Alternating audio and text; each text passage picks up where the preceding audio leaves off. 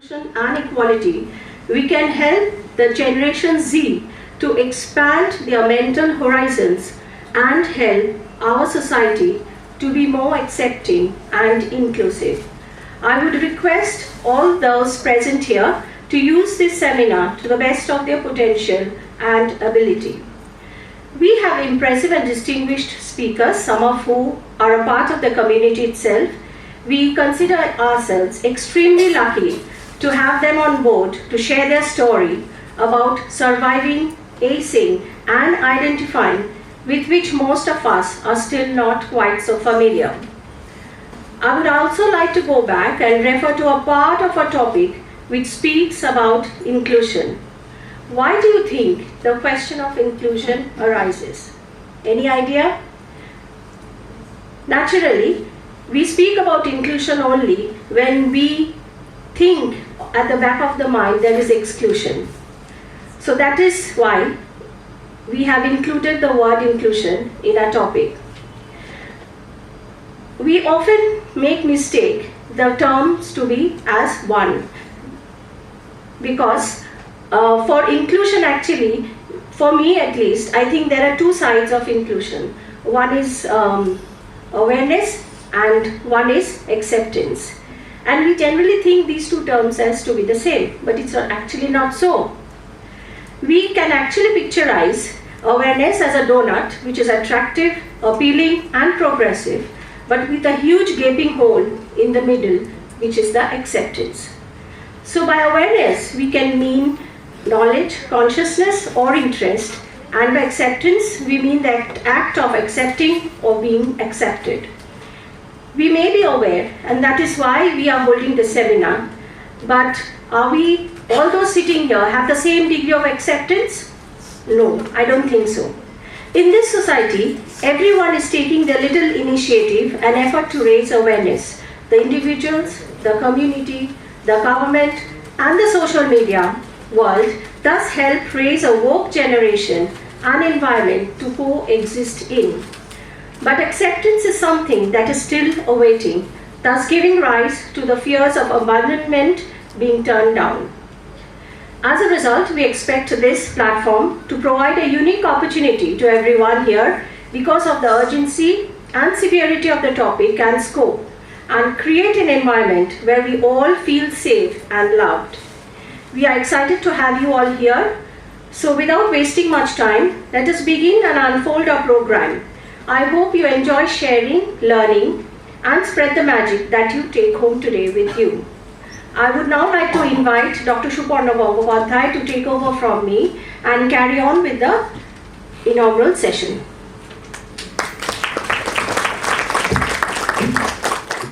Principal Ma'am, Abhina Ma'am, teacher in charge, and all who are present here, to kindly either switch off your mobile phone or keep it in a silent mode so that the session gets uninterrupted. So now, may I request our Honorable Principal Madam, Dr. Poonima Bishar, to come onto the stage.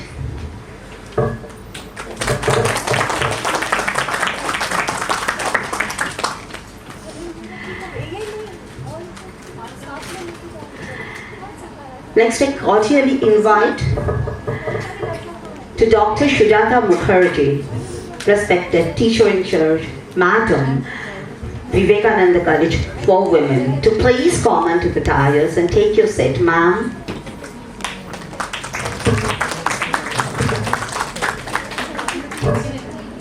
Welcome, ma'am. Thank you so much, ma'am.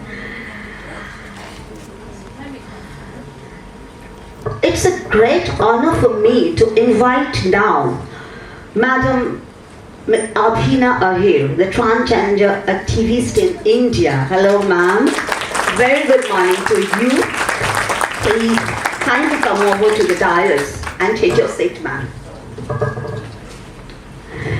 May I request all the honorable persons, all the honorable dignitaries, TICs, Principal Madam, to light the lamp so that our national seminar will start immediately. Please, ma'am, inaugurate the session by lighting the lamp. It's a very precious moment. Mom, please. Please, mom. Get the request of madam, please. Very distinguished speakers. At present, Abhina aher is present in this college, in this seminar, and Manavi and Lopamudra will come after her. So I congratulate and give a big thanks to Abhina for coming here and chair the first session, sharing her views with us. She is not only a social activist, she has also specialized in computer technology and NGO management, what she was telling me. And presently, after few months, she will go to Bangkok, and we hope that then also we will be able to organize an international seminar or anything, not only seminar, workshop on the same issue with her. And I give thanks and welcome her for coming here, giving her time and sharing her views with us. We all will be benefited with her lectures and discussions. So, welcome Abhina for coming here and sharing your views with us. And I also give thanks and congratulate our teachers of the education department and other departments who are helping them, the students who are acting as volunteers, so nicely dressed, very beautiful, for organizing this seminar. I wish a great success of this occasion.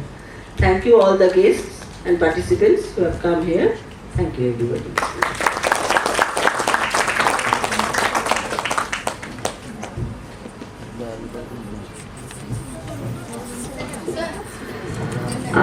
Now we will start a brief felicitation program. I invite Professor Shubhrata Bachar of Education Department to felicitate Ms. Abhina aher. We are immensely grateful to her because in spite of her busy schedule, she has graciously agreed to be present here. Thank you, ma'am. Thank you so much.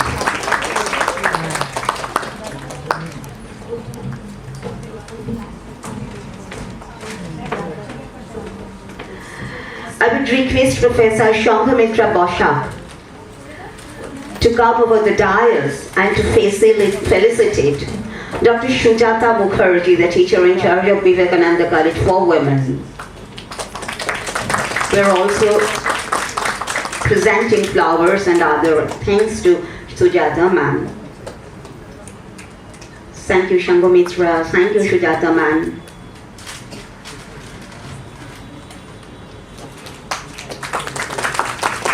Thank you, ma'am, to manage your time to come over here. We are inspired. We're really inspired to see a galaxy of all erudite persons. Now I call upon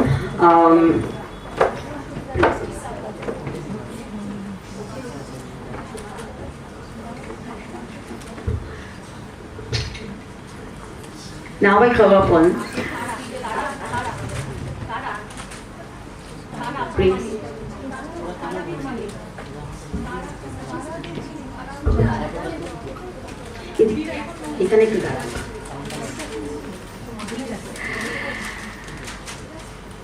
Now I call upon Tara Pramanik of Vivekananda College for Women to felicitate our principal madam, Dr. Purnima Biswas. Thank you, ma'am, for inspiring us so much to arrange this kind of seminars, workshops and conference. Really, she is a candle. She is I don't have a word to express her contribution to our college. And thank you, ma'am, Madam Tara Pramanik, HOD of Education Department of Vivekananda College for Women.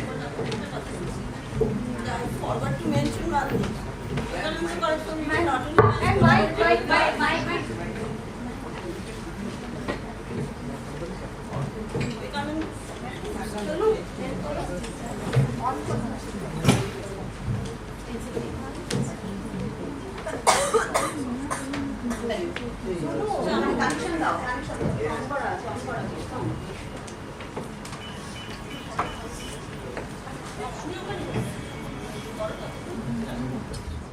the College for Women is not only collaborating with us, they have given us financial assistance. That is a great thing, because only collaboration is one thing, but they have assisted us financially also. That has become a great help to us. Thank you, ma'am. Thank you.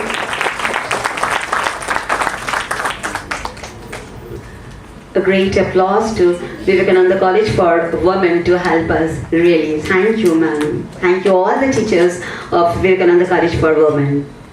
So, may I now request Madam to please take your seat on the auditorium, and at the same time I would request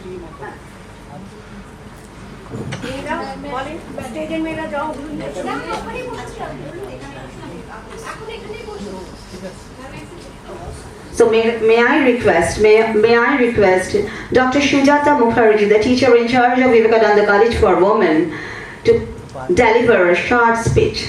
Thank you.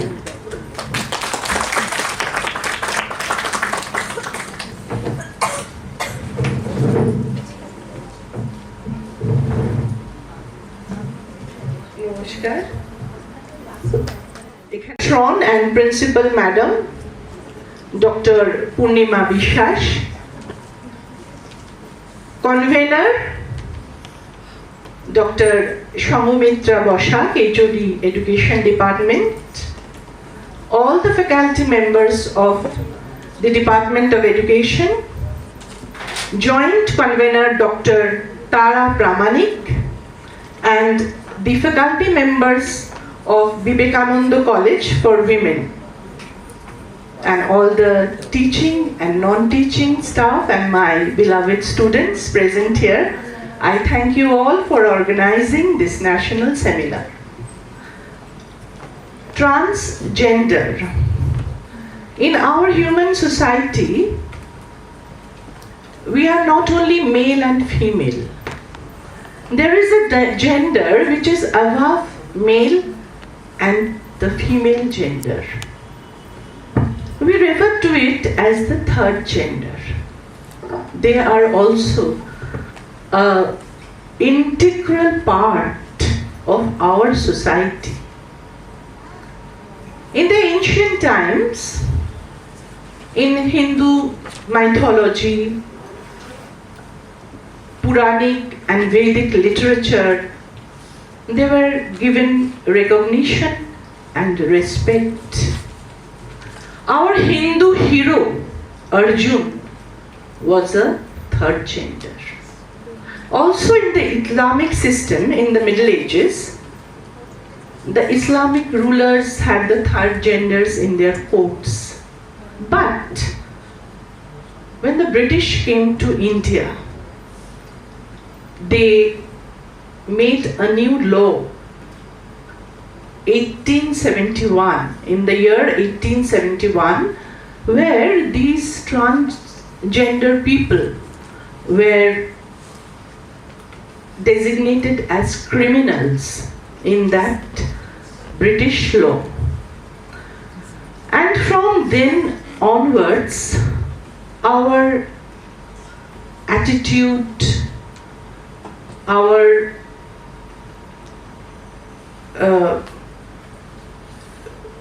যেটাকে বাংলায় বলা যায় দৃষ্টিভঙ্গি, আমাদের সবকিছু তাদের প্রতি পাল্টে গেল এবং তাদেরকে অ্যাজ ইফ আমরা একটা আউট ক্লাস, অস্পৃশ্যদের মতন আমরা, আনটাচেবলসের মতন আমরা ব্যবহার করতে শুরু করলাম। স্বাধীন ভারতে যে বিভিন্ন আইন, ব্রিটিশ আইন রিপিল হয়েছে, তার মধ্যে কিন্তু এই আইনটা প্রথম ছিল। এই কালা আইনটাকে আমরা কিন্তু এখন আর রাখিনি, কিন্তু তা সত্ত্বেও আমাদের মনোভাব কিন্তু পাল্টায়নি। আমাদের মনোভাব এই আমাদের সমাজের একাংশের প্রতি কিন্তু চেঞ্জ হয়নি। রাস্তাঘাটে রেল স্টেশনে, বাস স্টেশনে, ট্যাক্সি স্ট্যান্ডে, হসপিটালে আমরা যখনই তাদের দেখি বেশিরভাগ মানুষই কিন্তু অন্যদিকে তাকিয়ে ফেলি, অ্যাজ ইফ আমরা তাদের চিনি না। আমি একটা বাস্তব ঘটনা বললে বোঝাতে চাইছি যে তাদের প্রতি আমরা কি ধরনের ব্যবহার করি। একটা কাপেলের, আশা করি বেশি টাইম নিচ্ছি না, হ্যাঁ, একটা কাপেলের ডেলিভারি হবে, একটা লেডির আর কি, নিউ মাদার। তা সে হসপিটালে গেছে, তার ওটি হবে, এটা this is a real story. এবং family members all waiting outside the operation theatre, হাজবেন্ডও ওয়েট করছে। বেবি হলো, তো তাকে ক্লিন করার পরে যেমন ওটির বাইরে নিয়ে আসা হয়, তাকে নিয়ে আসা হলো। তা হাজবেন্ড ছুটে গেলেন, গিয়ে বললেন নার্স, সিস্টার কি হয়েছে কি হয়েছে। তো নার্স চুপ করে আছে, কোনো জবাব দিচ্ছে না। তখনই হাজবেন্ড বুঝতে পেরেছেন কি হয়েছে। উনি এবং ওনার ফ্যামিলি মেম্বার্সরা তৎক্ষণাৎ হসপিটাল ছেড়ে বেরিয়ে গেলেন। মায়ের কাছে বেবি আনা হলো, মাকেও বলা হলো বেবির জেন্ডারের কথা। তিনিও মুখটা ঘুরিয়ে নিলেন, কাঁদতে শুরু করলেন, বললেন অসম্ভব, আমি এই বাচ্চা কিছুতেই বাড়িতে নিয়ে যেতে পারবো না। আমার ফ্যামিলি এক্সপেক্ট করবে না, আমার আত্মীয় স্বজন অ্যাকসেপ্ট করবে না, আমার রিলেটিভসরা ওকে অ্যাকসেপ্ট করবে না, কেউ, পাড়া প্রতিবেশীরা আমাকে কি বলবে, আমি কি করে একে বাড়ি নিয়ে যাব, আমি কিছুতেই এই বেবি নিতে পারবো না। তখন নার্স তো ভাবছেন, নার্সের অনেকদিন বিয়ে হয়েছে কিন্তু নার্সের কোনো বেবি হয়নি।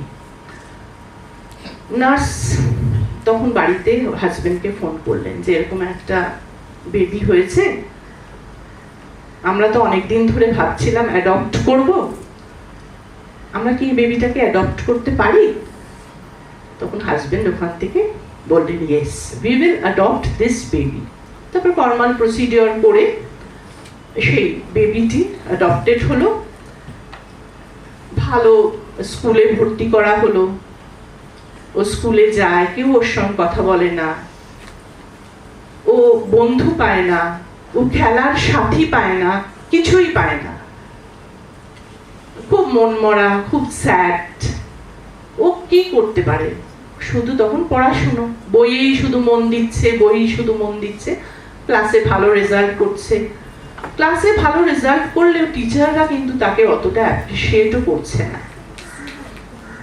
যাই হোক, বাচ্চাটি বড় হচ্ছে, সমাজ তাকে গ্রহণ করছে না। বাড়িতে মা বাবা অবশ্যই ভালো, ওর তো আর কিছু করার নেই, ও পড়েই যাচ্ছে, ভালো রেজাল্টও করছে এবং জয়েন্ট এন্ট্রান্স এক্সামও পাশ করে ডাক্তার হয়েছে। ডাক্তার যখন হয়েছে, বেশ নাম করা ডাক্তার তিনি, তখন বিভিন্ন পেশেন্ট আসে, একজন ভদ্র মহিলা এসছে। সে ভদ্র মহিলাকে উনি কেস হিস্ট্রি জিজ্ঞেস করছেন, যেমন ডাক্তাররা আমাদের সবাইকে জিজ্ঞেস করেন তাদের কাছে গেলে। তখন উনি বললেন যে না, আমার কোনো এখন বাচ্চা নেই, কিন্তু আমার একটা বাচ্চা এই সময় এই ইয়ারে হয়েছিল, কিন্তু যেহেতু তার জেন্ডার প্রবলেম ছিল তাকে আমরা গ্রহণ করতে পারিনি। এবার বেবিটা তো শুনেছে ওর মায়ের কাছে, অ্যাডপ্টেড মাদারের কাছ থেকে, যে ওরটার ওই কেসটা ওরই, ও কিন্তু বুঝতে পারলো যে এটা ওর মা। এবং ভদ্রমহিলা খুব আফসোস করলেন যে আমার আর তারপরে কোনো বেবিও হয়নি, কিন্তু ওই বেবিটাকেও আমি নিতে পারিনি।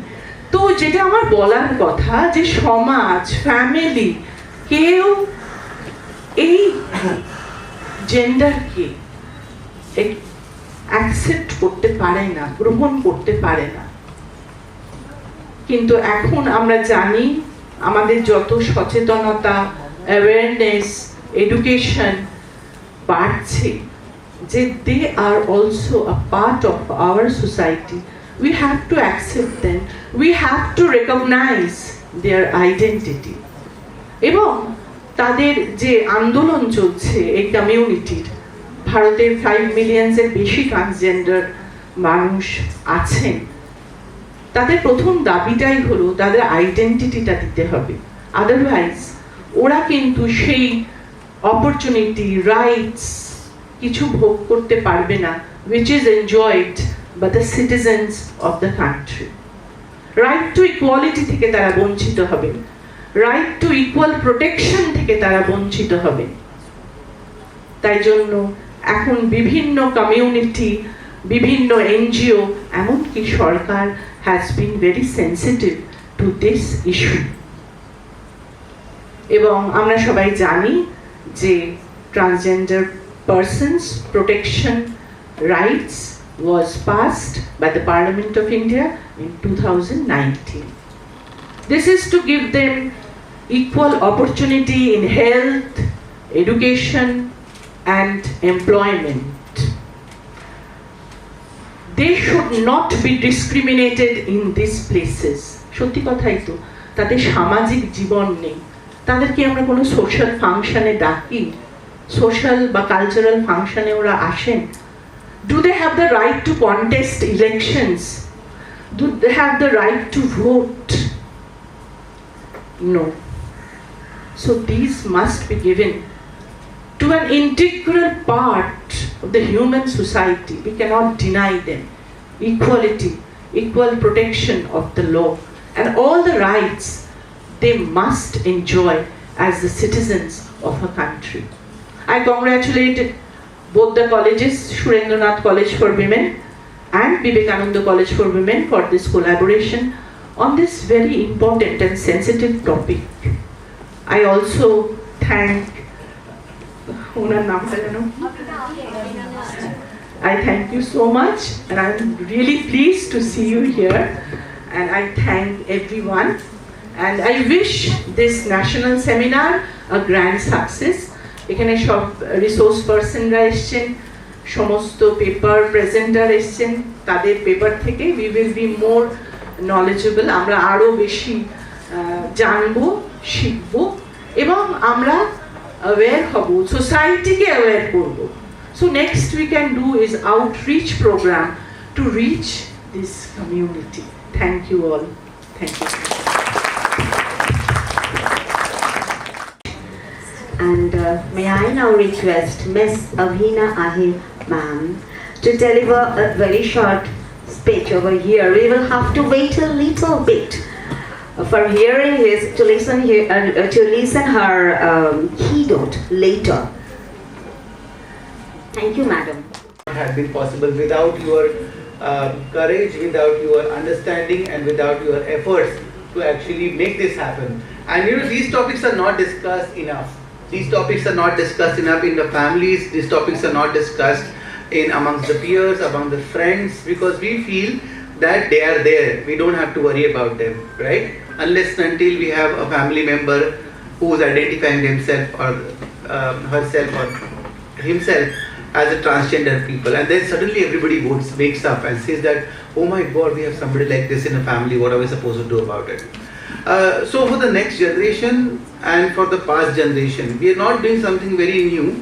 People already knew about the transgender people. It's just that we have forgotten about them in our journey.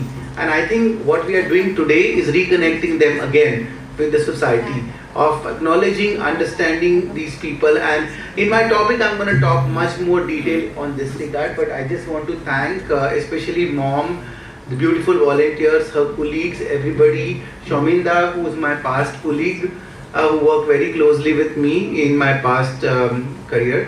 So I just want to thank everybody, and I hope today is going to be a much more better learning experience for you. I'm not claiming that all of you will become inclusive or experts in the topic, but even if you understand what you need to pass out to your next generation, that is good enough. So thank you so much for inviting me, and I'm really looking forward to this discussion. Thank you so much.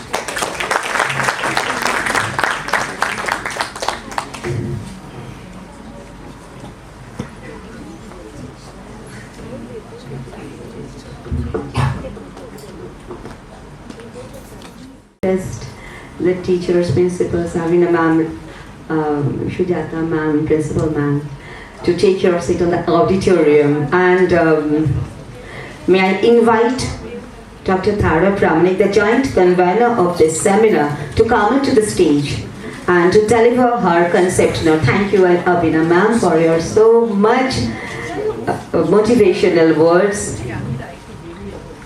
Thank you, ma'am. Start.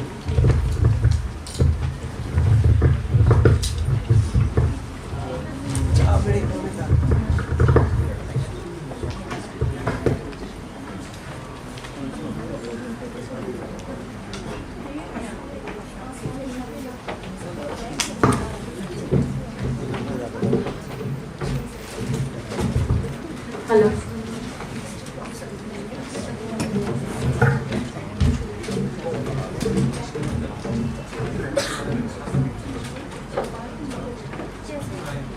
Very good afternoon to all.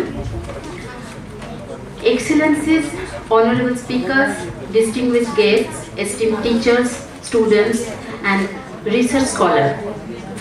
On behalf of the organizers, Surendranath College for Women and Vivekananda College for Women, we wish to extend our warm welcome and thank you to all participants, guests of honor, and delegates from various corners of the India.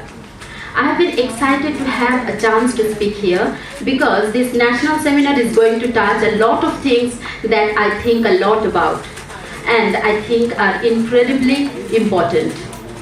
Today we have about 200 participants, experts and professionals joining this seminar, and participants come together here to discuss on the issues related to transgenders' rights and problems related to their equality and typical social stigmas regarding their identity crisis. In this convention, I would like to share some of my thoughts of what we are going to discuss here. According to 2011 census, 4,87,803 are being classified as transgender, out of which 5,48,054 is below 6 years, and literacy rate is 56.07%. Maximum number of concentration are found in Uttar Pradesh and Maharashtra, consisting of 28 and 8% respectively. Besides that, Andhra Pradesh stand in number 2 position with 9%, followed by Madhya Pradesh and West Bengal with 6%, Tamil Nadu with 4%, and Rajasthan and Punjab with 3 and 2% respectively. NCT, National Center for Transgender Equality, uses both the adjectives male and female and the nouns man and women to refer to a person's gender identity.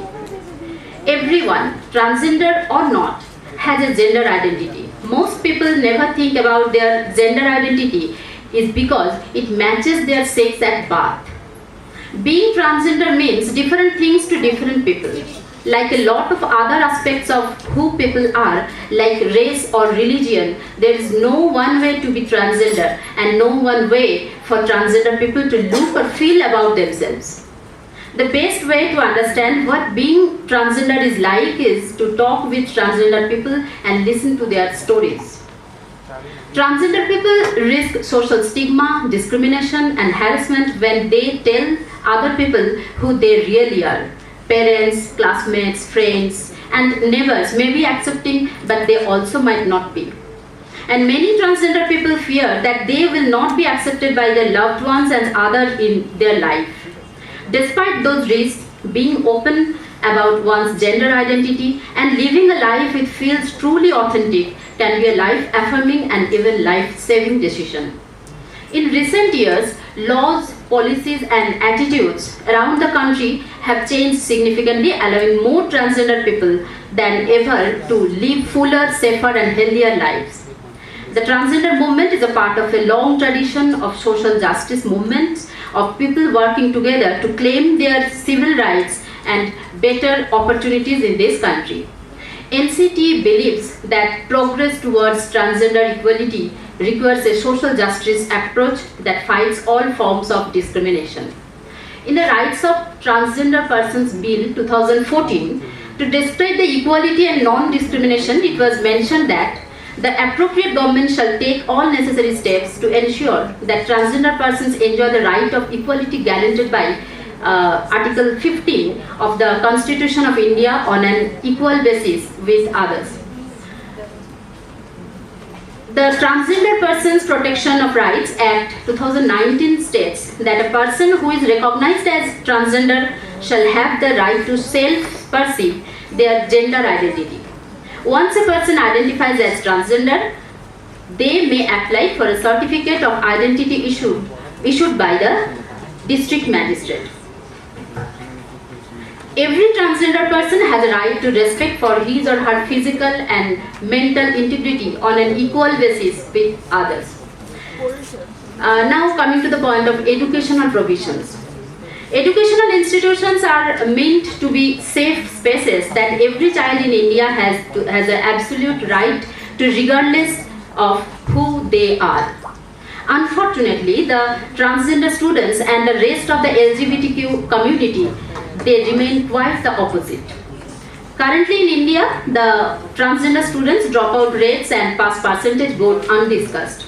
As per the 2011 census, the total literacy rate among transgender persons was 56.1% for a total population of around 4.8 lakhs against the national average of 74.04%. While there are many reasons for dropout rates and low literacy, a crucial aspect remains the lack of inclusive environments in school and universities. Most commonly, we see not only deliberate harassment or discrimination by teachers and fellow students, leading transgender students to drop out of schools, but also the exclusion of transgender students from education by being denied the opportunity to wear the school uniform, to use the toilets congruent with their gender identity. The University Grants Commission has stated that every university will take affirmative action to ensure the acclimatization of transgender students and create specific action plans for transgender persons. Despite these visions and directions, very few institutions in India have created inclusive spaces for LGBTQ community. Therefore, there is an imminent need for all institutions to create gender inclusive policies that consider the broad spectrum of needs. And if we talk about that inclusion, should we really say that আমরা কি সত্যি ইনক্লুশনের কথা বলতে পারি? Where God himself created them with his own hands. So they are someone like us, someone among us. So showing the courage of exclusion is a big audacity, a crime. Rather, participants will acquire new skills and knowledge from this 2-day national seminar, and I would encourage all participants to take active parts in the interesting discussion to be able to conclude certain judicial services, laws, rights, and of course education. And finally, on behalf of both the college, I would like to take this opportunity to warmly welcome you all again. রবি ঠাকুরের গানের কথায় শেষ করি। আমার অঙ্গে অঙ্গে কে বাজায় বাঁশি, আনন্দে বিষাদে মন উদাসী কে বাজায় বাঁশি, পুষ্প বিকাশের সুরে দেহ মন উঠে পুরে, কি মাধুরী সুগন্ধ বাতাসে যায় ভাসি, কে বাজায় বাঁশি, কে বাজায় বাঁশি, সহসা মনে জাগে আশা, মোর আহুতি পেয়েছে অগ্নির ভাষা, আজ মম রূপে বেশে লিপি লিখি কার উদ্দেশ্যে, এলো মর্মের বন্দিনী বাণী বন্ধন নাশি, কে বাজায় বাঁশি, কে বাজায় বাঁশি। সবাই মিলে আসুন দেহ মনের পুষ্প বিকাশের সেই বাঁশির আবেদনকে বন্ধন মুক্ত করে তুলি, সার্থক করে তুলি রূপান্তরের সেই আবেদনকে, অভিযানকে। ধন্যবাদ। Leadership of Ashok Raghavi, first gay activist who came in media as queer person. In her career as social activist, she has worked on crucial HIV program including BMGA Impact Program, Asta Project, USAID Impact Program, Pehchan the Global Fund Program, Global Fund Advocacy Network Initiatives, and currently working on the Sunshine Program led by ITech India in Northeast, supported by CDC and HRSA. In her professional work, she has worked with SOSVA FHI, Johns Hopkins University Center for Communication Program, and India HIV/AIDS Alliance. She was awarded with Rex Award in 2014, Global Innovator in 2017, and Envy Round Table Award in 2020 for her community work. She started first trans lead dancing group for queer advocacy in India called Dancing Queens and established first collaborative organization between trans women and trans men in India called TWEET, means Transgender Welfare Equity and Advocacy Network. Asia in putting forward gender priorities on health and HIV work and was important advocate to raise 14 billion resources for the Global Fund in 6 replacement cycle. She is former chair of Asia Pacific Transgender Network, steering committee member of International Trans Fund (ITF), vice president of Innovative Response on Global Transgender HIV Work, and health champion for HIV and TB with GFAN Up. Currently, she is working as technical expert on key population with ITech India. Now, I would like to request Abhina ma'am to come on the dais, and we are eagerly waiting. Thank you.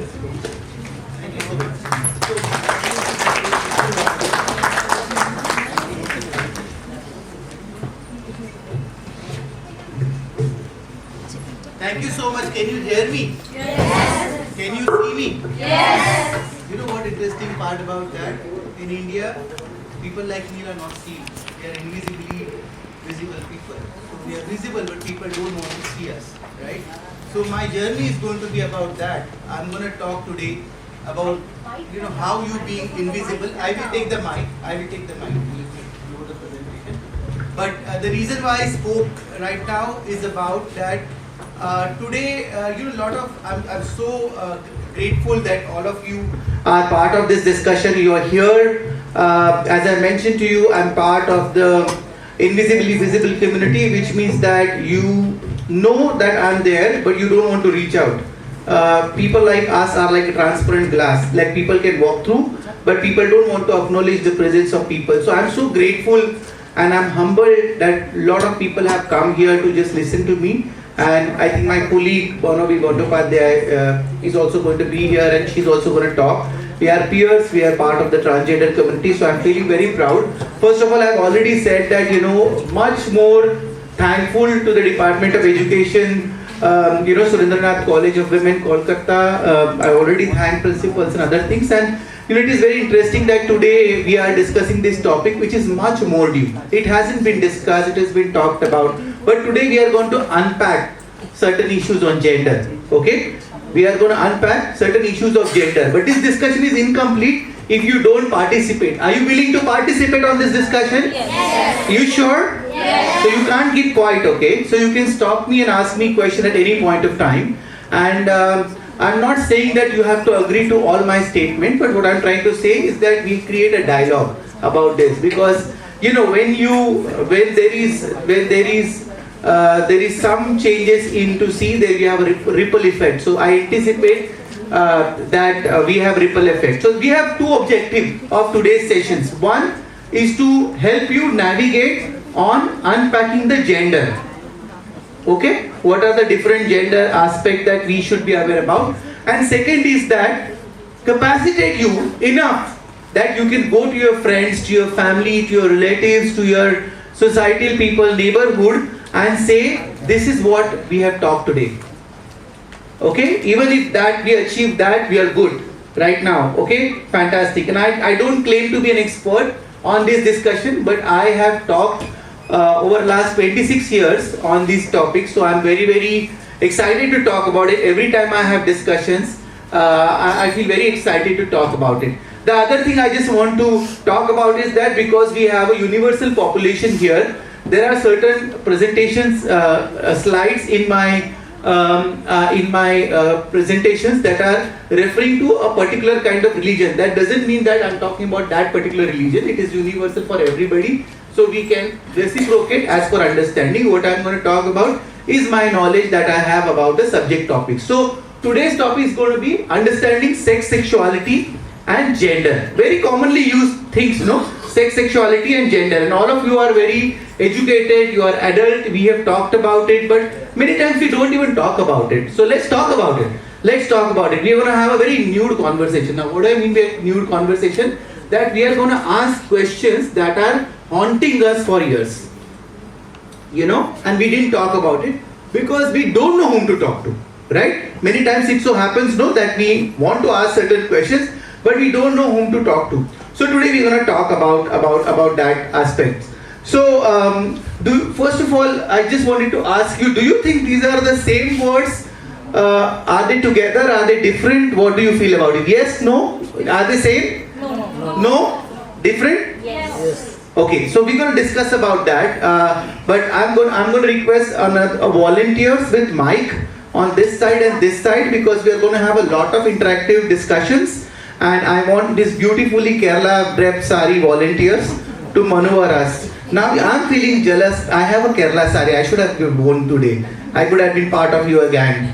But I think today is pink day. A lot of people are wearing pink, just to represent the gender. So that's fine. How our mindset works, that is something. We didn't connect it that the blue could be a gender color as well, right? But it didn't work out. So we are going to talk about that. You guys can sit, just help to maneuver whenever honey, you sit. I'm going to feel uncomfortable about it.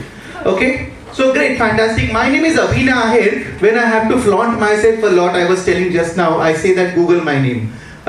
Because a lot of youngsters don't know the kind of work that we have been doing for last 26, 27 years. But I'm one of the league of transgender people who really fought for the rights of transgender people at the grassroots. So you might know Lakshminarayan Tripathi, Gaurinandan Sawant, but there are millions of transgender people who fought along with them. So they are very less known. I'm happy to be less known because then I get more opportunities to interact with the grassroots level of people. So my work is at the grassroots level. This is my contact number and my email address. You can get in touch with me anything that you want. Don't bombard me with so many emails because I keep traveling. But whatever important things that I'm happy to maneuver with you. So let's play a small game. Are you ready to play a small game? Yes? No?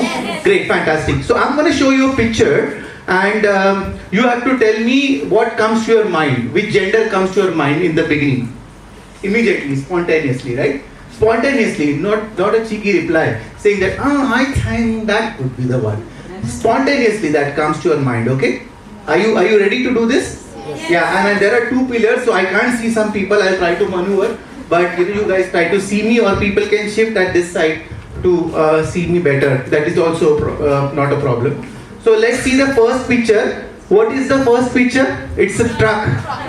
It's a truck, right? What gender comes to your mind? Male. Okay, very good. You guys are playing a good game. Male, fantastic. A very prominent gender that comes to your mind, male. But lot of you may not be knowing.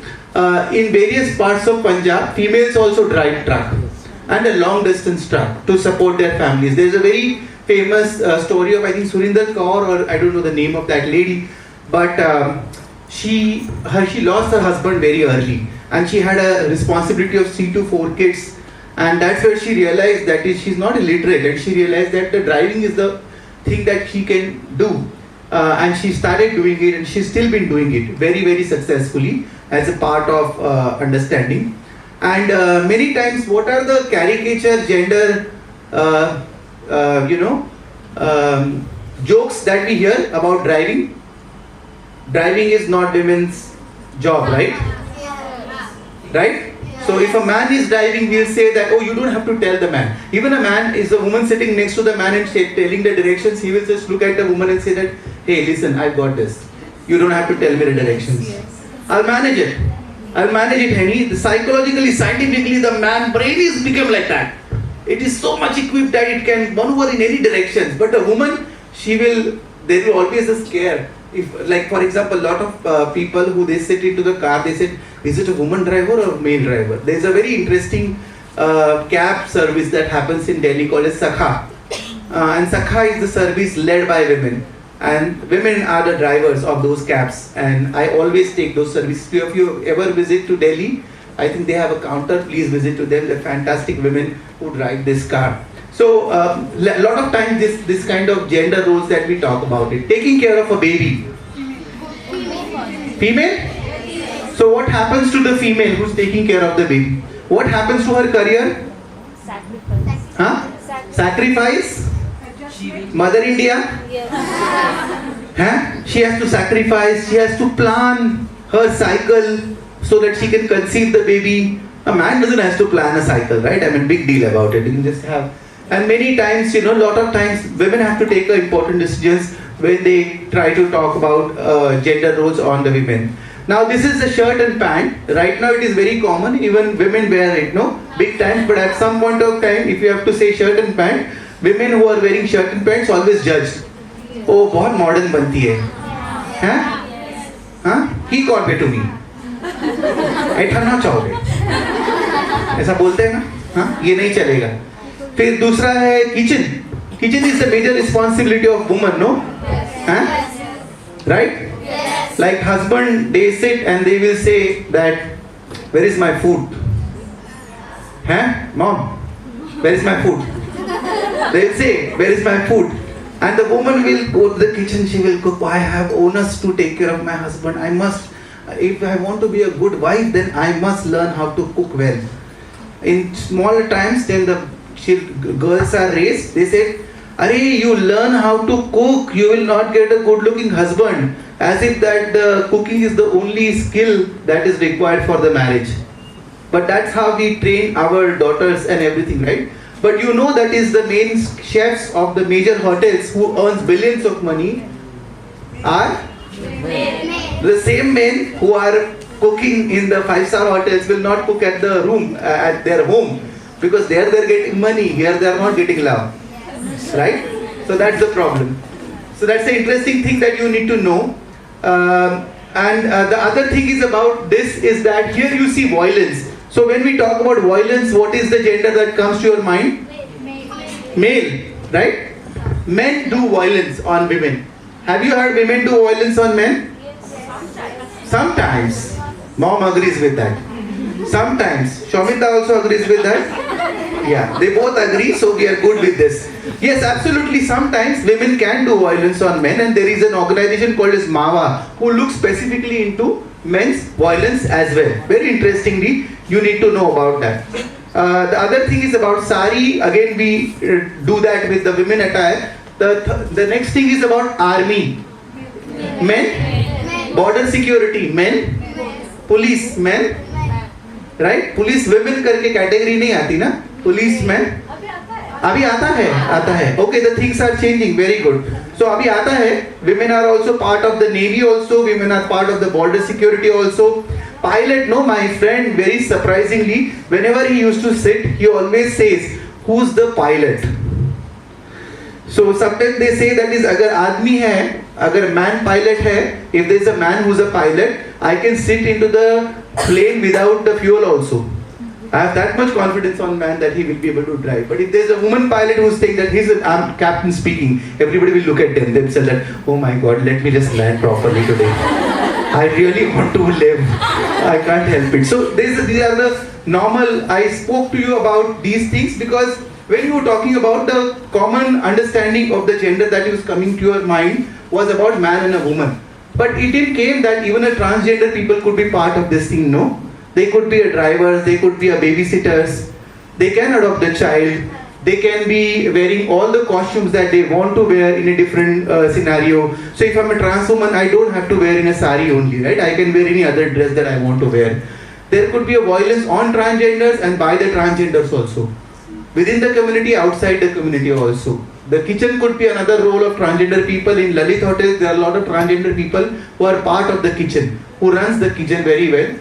we have not reached to employing transgender people in army, but in police force in lot of states like Chhattisgarh and various other states, transgender people are part of the law enforcement agency also. And we have got some people working in aviation industry right now as a ground staff in Delhi airport. Now the other quiz that we have is that you have to guess who's a transgender person in this picture. Can you guess? I will say number and you say you looks like transgender? No. No? No. Second picture? No. Why not? No? Yes? Okay, the third picture?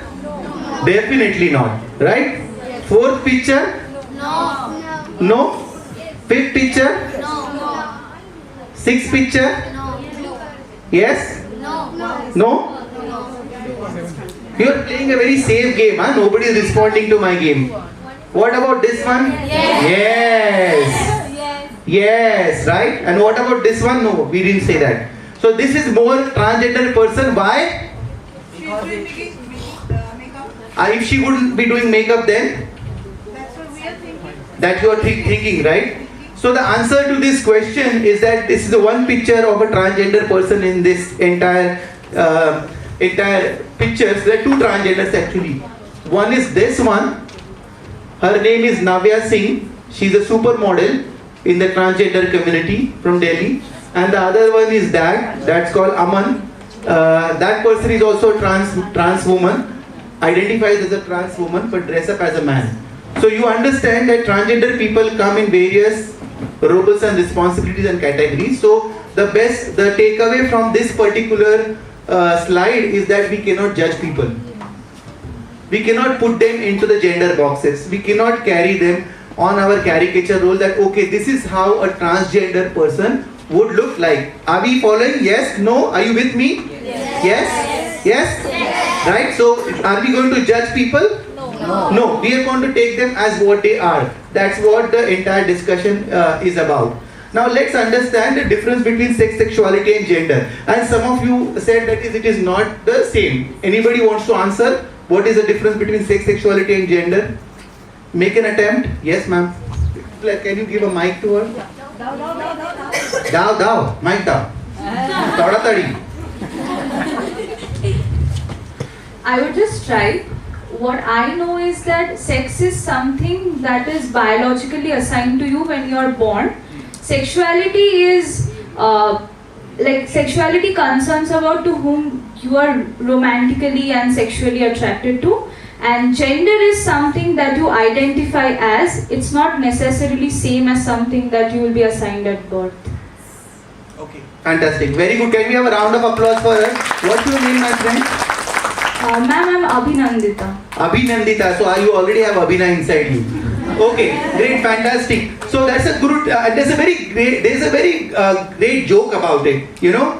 So one friend actually says that, oh my God, my passport got rejected. My passport got rejected. Another person says that, why? Why did your passport got rejected? I have seen your documents. Everything is perfectly fine. Why your passport should be getting rejected? And the other person says that, when they ask me to write sex, I said depends.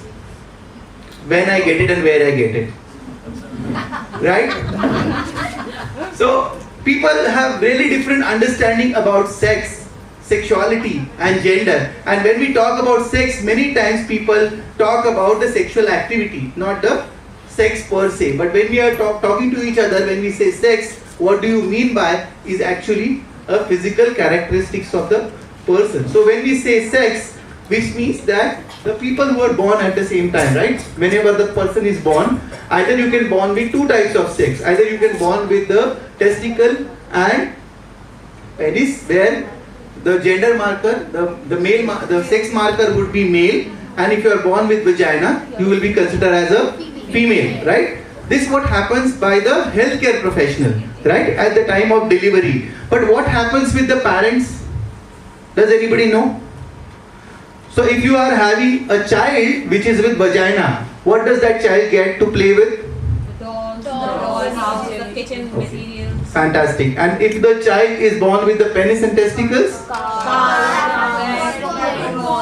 Correct. So we do what is called as gender normating, which means that we already have decided that if you are born with the penis and testicle, this is what you should be dressing up, this is what you should be playing with, this is what your career choices should be, and this is what your social and family responsibilities would be. And similarly with the person with the vagina. Now what happens, the disruption happens when they don't go accordingly, the child doesn't go accordingly to the societal norms. Now the other complexity is that, are these the only two conditions that the child is born with? No. What are the other conditions? Anybody knows? Intersex. Okay, can you explain intersex? Can you give their mic? Introduce yourself and then. Hello, this is Suraj. No, it's not on. On Corby. Hello, this is Suraj. So I guess I have a very little knowledge about intersex, but what I know is basically someone who might be born with a few vaginal flaps with a little penis. Also, someone who can be who can have the penis, but not proper testicles properly developed in a child. So I believe that intersex is someone like that, if I'm not wrong. Fantastic. This is a flag for the intersex people, yellow with the round case, and there are people who are born with 40 medical different conditions besides penis and vagina, and these medical conditions are called as genital abnormalities, genital complications, and this condition is called as intersex, which means that you don't have a definite sex assigned at the birth.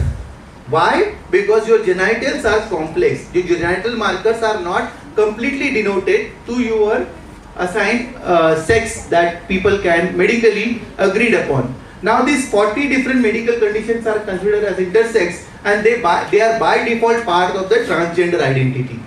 But does all the transgender people are intersex? Yes? No? No? Right? Absolutely. Fantastic. All transgender people are not born with the genital abnormalities, right? And we are going to talk about that much more. So this is what happens at the time of child. So what is sexuality? You see this picture? There are man kissing a woman, then there are man kissing a man, and different kinds of people celebrating the love of their life. So when we talk about sexuality, it is not just about sexual preference, but it is much more than that. So a lot of people, when they say two men loving each other, two women loving each other, which means we think that, oh, they are very bad, they are pathetic, they just want to have this sex frenzy, that's the reason why they are doing this unspeakable work. But that's not true, because sexuality is much more beyond that. Sexuality is much more beyond that. Sexuality is not something can be determined with your conditioned behavior. It is something that you imbibe inside your body. So a lot of men, when they are growing up, they exactly know that they want to have a same-sex relationship. When a lot of women who born with the vagina, they would still have attraction towards the other female bodies, and it is not just the physical attraction; it is much more than that. Emotional, social bonding. So love between same-sex is not. Right now, it is a happening topic. No, everybody is talking about same-sex marriage. Why do we have to talk about same-sex marriages? Parliament is talking about it. Supreme Court is talking about it. But by nature, to balance the nature, the homosexuality is always there in the nature, and it is not only in the human being. There is a very famous documentary on the Net Geo. If you ever Google on YouTube, you say same-sex behavior in animals, and you would see this kind of behaviors are available in smallest plants, smallest creatures like flies, honeybees, and giant mammals like, for example, whales and other species also. Homosexuality is very common in the nature, and it has been seen that to balance the population of the nature has created this entire situations where some of the population don't lead towards the procreation, and then they have social kind of a bonding. So that is what it talks about it. And of course, when we talk about these people, they are called as LGBTI. Now L means lesbians. Women, both women love each other. Gay means in abroad countries they don't have a specification of lesbian and gays. They just call it as gays. where both are or queer, they call it as. Here we call it as sexual minority. Our Laingik Alpasankyanka is the word that we use in India. So, and then we have bisexual people, where you are getting attracted towards both the genders, not only one gender. And then you have some people who are asexual, which means that they don't get attracted towards anybody, physically, mentally, emotionally, and all those. And then we have the new term called as metrosexual, which means they are not defined with their gender and their sexuality. They are very fluid, and that's how they would like to call themselves. Now the third complexity happens is where our transgender people comes out, right? So first we saw something that you are born with. Second is we saw something about your sexuality or sexual preferences or emotional preferences which will lead to you. And the third is how you would like to exhibit in a society. So gender is much to do with how you would like to exhibit yourself into a society. So if I'm a woman, I will wear beautiful sari, I will wear lots of jewelry, I will wear makeup, I will try to portray myself as a feminine way. The moment a woman tries to have a short hair or try to portray herself into a masculine role, men gets uncomfortable about it. Men who wants to identify themselves or wear makeup or remove their moustache or act feminine makes uncomfortable into society. People feel uncomfortable about it. People don't want to gel with it because we have decided that is when you have penis you are masculine and when you have vagina you have to be feminine, and that's what a role that we have decided. Now whenever we deviate from that, these kind of a role, that is where we have end up complexities of the gender. So transgender also identity comes under this kind of umbrella. Now the basic part about transgender people is that lot of people like transgender people are identified as a transgender because they are trapped in a wrong body. So by birth they are born with a different body, but by heart they feel themselves differently, right? So like for example, I was born as a male when I was born. So I was born with the wrong body. At the age of 6 years, I started draping up sari. I started playing with dolls. I wanted to be identified as a woman. So the entire world was trying to identify a man inside me, but I knew I'm a woman. It was as natural as that, and nobody forced me to wear sari. Nobody asked me to, play with girls, play with dolls. It just came so naturally. So a lot of people, it does come very, very naturally, and that's how they have to be identified as. And that's why they are called as transgender. So in a different way, scientifically, this is a gender queer diagram, very, very famous diagram by American scientists. So what they say is that when a person stands on the 2 feet, what is there in between the leg is just a sex of a person. How you feel from your heart is your expression, and what is there inside your brain and how you want to identify yourself is gender. This is a simple way of defining a gender. And then there are a lot of complexities to it. Like for example, when we talk about sexual orientation, either you can be homosexual, heterosexual or bisexual. So there was a very famous scientist called as Kinsey in America, and he did experiment on 5,000 men who were between the age group of 18 years, 16 years to 45 years, which is sexually reproductive age. And in that age, what he did is he tried to understand their sexuality. And what he found out, that he created a scale from 0 to 10. 0 was where the person is completely homosexual, and 10 was the person who was completely heterosexual. So he was expecting either people will stand here or people will stand here, right? But he found out 40% of that sample, which is out of 5,000, was standing in between. Do you understand what I'm trying to say? So we have all the elements of sexuality and gender expression within ourselves, but we just don't explore that because we have a social conditioning, how we should be appearing, and that's what we stick to because we are scared. We are scared by our heart, we are scared by our family, we are scared by the society, how they will judge us. And that's where happens about that. Again, in the gender I spoke to you, that is, there could be 3 types of gender: feminine expression, masculine, and androgynous, which means lot of people would like to identify the androgynous character, which means they like to imbibe the manliness and the femaleness also inside their bodies. They're extremely happy about it, and a lot of these people are called as non-binary as well. And in gender identities, lot of people would like to call themselves as a man, woman, gender queer, and we'll talk about this when we proceed further. Now I am going to talk about specific things about history. Our teacher is there from the history. Where did I see her? Yes. Oh, here. Okay. Yeah, ma'am is there from the history, and she can also update us about this. But this is my favorite topic, so I always talk about that. And I just wanted to tell you that this is nothing to do with the religion. So don't see this perspective from the religion. Okay? I will talk about more. I've just taken out certain references from the history to talk about certain important issues of the society. So our society was a little tolerant about sexuality, gender, when we talk about Hindustan, no? When we talk about 5,000 years of 55,000 of years of civilization, when we talk about the original language that we have, a lot of people say, we have given so many things to the world. We have given, Aryabhat has given zero, we have given martial arts, we have given Buddhism, yoga, so many things that we have given to the world. And many times our histories are missed out, we don't talk about it enough.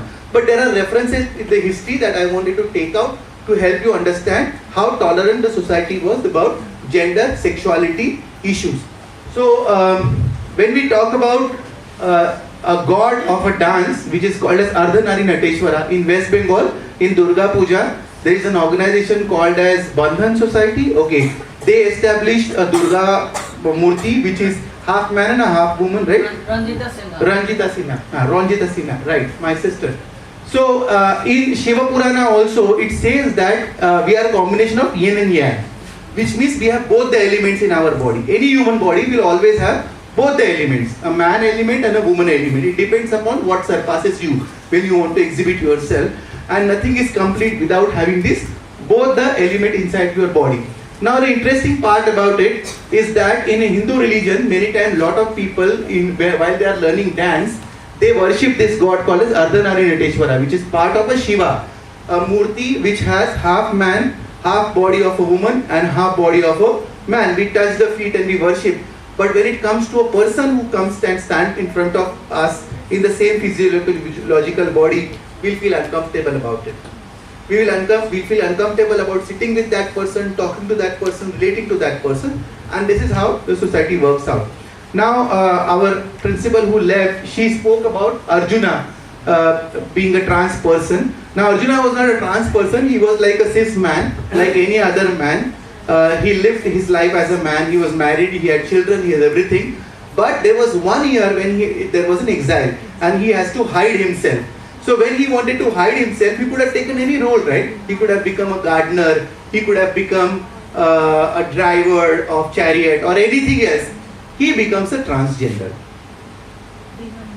He decided to become a transgender. So understand how this role is very normalized in a society. Why am I telling you give references is that being a transgender was so much normalized. Right? And this person who's transgender is not begging on the signal. This person transgender is actually a teacher. Right? When at that point of time we had Varnas, Shudra, Kshatriya, Vaishya and Sadhu. Right, Brahmin and Sadhu. The fifth Varna is Sadhu when we had akhadas and everything. So when we tried to dig history, we found out that there were 13 akhadas, not 12 akhadas, and 13th akhada was akhada of the Kinnar. In a Sanskrit language also, it says Nara, Nari and Kinnara. Somebody who's neither male or female, and in both the languages. If you talk about different religions, Jain, Buddhism, there are a lot of words like Liba, Pandaka, Napunsaka, who talks very much reference about this different sexuality and sexual variations. Even in Puranas, when we talk about same-sex love, there is no punishment for that. When we talk about transgenderism, there is no punishment to do that. And these are all stories which are taken from real life. So what we need to understand. In Mahabharata, if I have to talk to real hero of Mahabharata, lot of people would say Krishna, or lot of people would say Arjuna or Yudhishthira or something, but the real hero was Shikhandi. Otherwise this Yuddha wouldn't, this battle wouldn't have been completed, because the Shikhandi who stood between Arjuna and Bhishma, we could kill Bhishma because Bhishma had a worship of living forever. And Bhishma took down his bow in front of this person because this person says that I cannot attack you. I cannot attack on you. And this person actually, when we talk about it, is a transition from female to male. So Amba, who is a princess who becomes a man in her next life. That's what they says to fight back with that. Now, a lot of times in our India, it's very interesting. There are a lot of relevances of sexuality and gender. If you go to Khajuraho, there are sexualities which has been carved on the temple. And if you go to Gujarat, Mehsana, if you ever go to Gujarat, Mehsana, there is a Bahuchara Mata temple. Now, Bahuchara Mata temple is called as goddess of transgender people. Right? Whenever transgender person goes through a transition, they touch the feet of the goddess Bahucharama. And not only transgender people, at the British times also, this temple was there. And Britishers couldn't take this because they saw the transgender people being priest, consultant, harem protectors, and various important roles. They were power structures. In fact, the oldest business of India was sex work, if anybody doesn't know about it. And a lot of these brothels were actually controlled by transgenders and same-sex people. So they were very powerful in the dynasty when we talk about it. Here we are talking about a cross-dressing love-making. Big thing is about it. It is a heterosexual love which is happening between Krishna and Radha. But the Radha is dressing up Krishna as a woman, which is called as a Ras Leela. If you go to Vrindavan also, lot of male cross-dress themselves as a woman to please Krishna because they want to have a gopi bhav. In Muslim culture also, lot of transgender people are considered as Khwaja Sara. In Pakistan, in Afghanistan, in Iran, various places if you go, transgender people are very well accepted. In India also transgender people, in the Muslim culture is very much accepted. And lot of transgender people, when they are part of the transgender people, irrespective of their religion, when they meet each other, they don't say namaste, but they say salam alaikum. That kind of a tolerance that even Mughals, when they came, they brought themselves a lot of transgender people who were part of the harem. Now here, this is another example of Krishna who is transitioning himself as a woman to save the mankind and becoming a woman. And not only he becomes a woman, but then he procreates a child out of it also. Even Shiva falls in love with Krishna in the woman example. In Ramayana, when the Ram goes for 14 years of Vanvas, and when he comes back, he sees some people standing on the periphery. He says that why are you still standing here? And he says, Prabhu, you have said that men and women go back.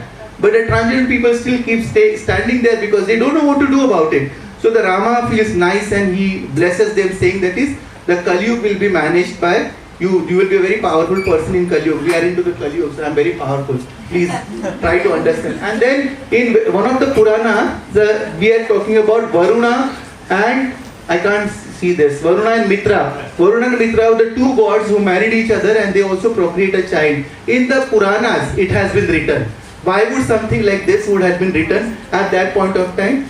Is a very interesting thing. So what I wanted to talk about it is that don't see this from the perspective of religion, but see this from the perspective of relevances that was already quoted into this religious, into these manuscripts and other things where we talk about gender, sex and sexuality very freely without any concerns. Now I want to halt for 1 minute here. Do you have any questions about what I've been talking about, or you're feeling any discomfort or something like that? We can talk about.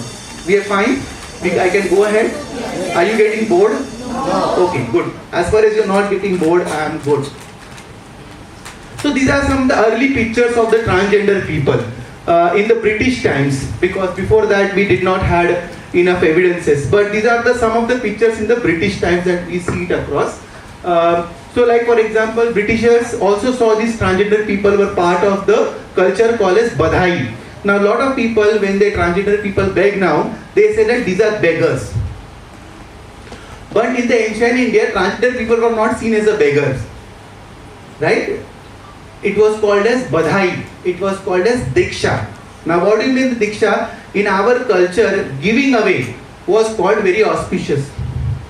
The kings, the well-known people, even Brahmins, other people, they used to, any person, when they offering or giving away was considered to be a very auspicious thing about our culture.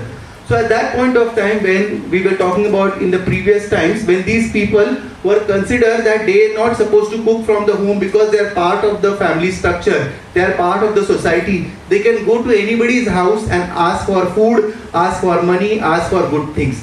And they were considered auspicious because they have to live in a single life, they live a transition from a man to woman or a woman to man.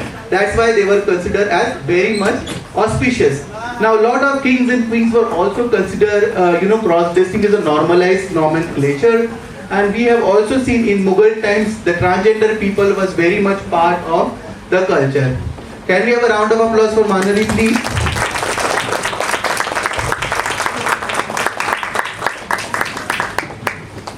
Means? Okay, and if you can't decide then, hold your hand. Okay, fantastic. Okay, somebody go to the, no, keep your hand. Okay, somebody gives the mic to somebody who's saying no. Volunteers, anybody has mic, please. Who's saying mom is saying no? Or you can't decide, okay.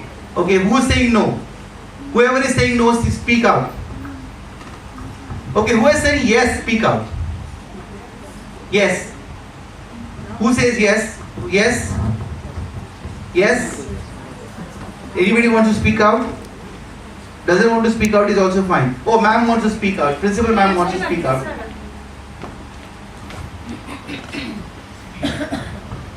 Physically, they are more stronger than our women, and at the same time, for men also, because their willpower is more strong than a man. That's why you feel that there's Yes, pressure. that's what I Okay, thank you so much. So I'll just explain this. I mean, transgender people are as normal people as you and me are. They have their own limitations. All the women are not strong, all the women are not weak, all the men are not. The hardship that the person has to go through, right? When you are invisibilized, when you are not accepted, when you are not part of the societal structures, and you will discriminated. You don't even face a physical stigma, but you are also facing the silent stigma. Imagine, there are many times when I have to travel, like in aeroplane or something like that. Now it doesn't happen. Previously, 10, 15 years back, people used to change their seat. Like they used to go to the air hostess and say that, can we change the seat? Because we don't want to sit next to this person. Like, I'm not going to sit on their lap. But people used to have this. So this is a silent stigma. You're not saying anything to me, but you are doing certain things that will, trigger uncomfort within myself. So there's a lot of things that happen. The second sentence is about transgender person can marry. Yes, no? Yes? Why not? Yes. Why not is absolutely, everybody should get right to marry. Every human being has to have a, prospective marriage. But right now, the act that we have, the law that we have doesn't talk about the marriage, doesn't talk about the civil rights. So it says that, okay, you are a transgender, we acknowledge you as a transgender person, but you cannot adopt, you cannot inherit the property, you cannot marry to a person you can't declare. But despite of that, a lot of transgender people are marrying to whom they love.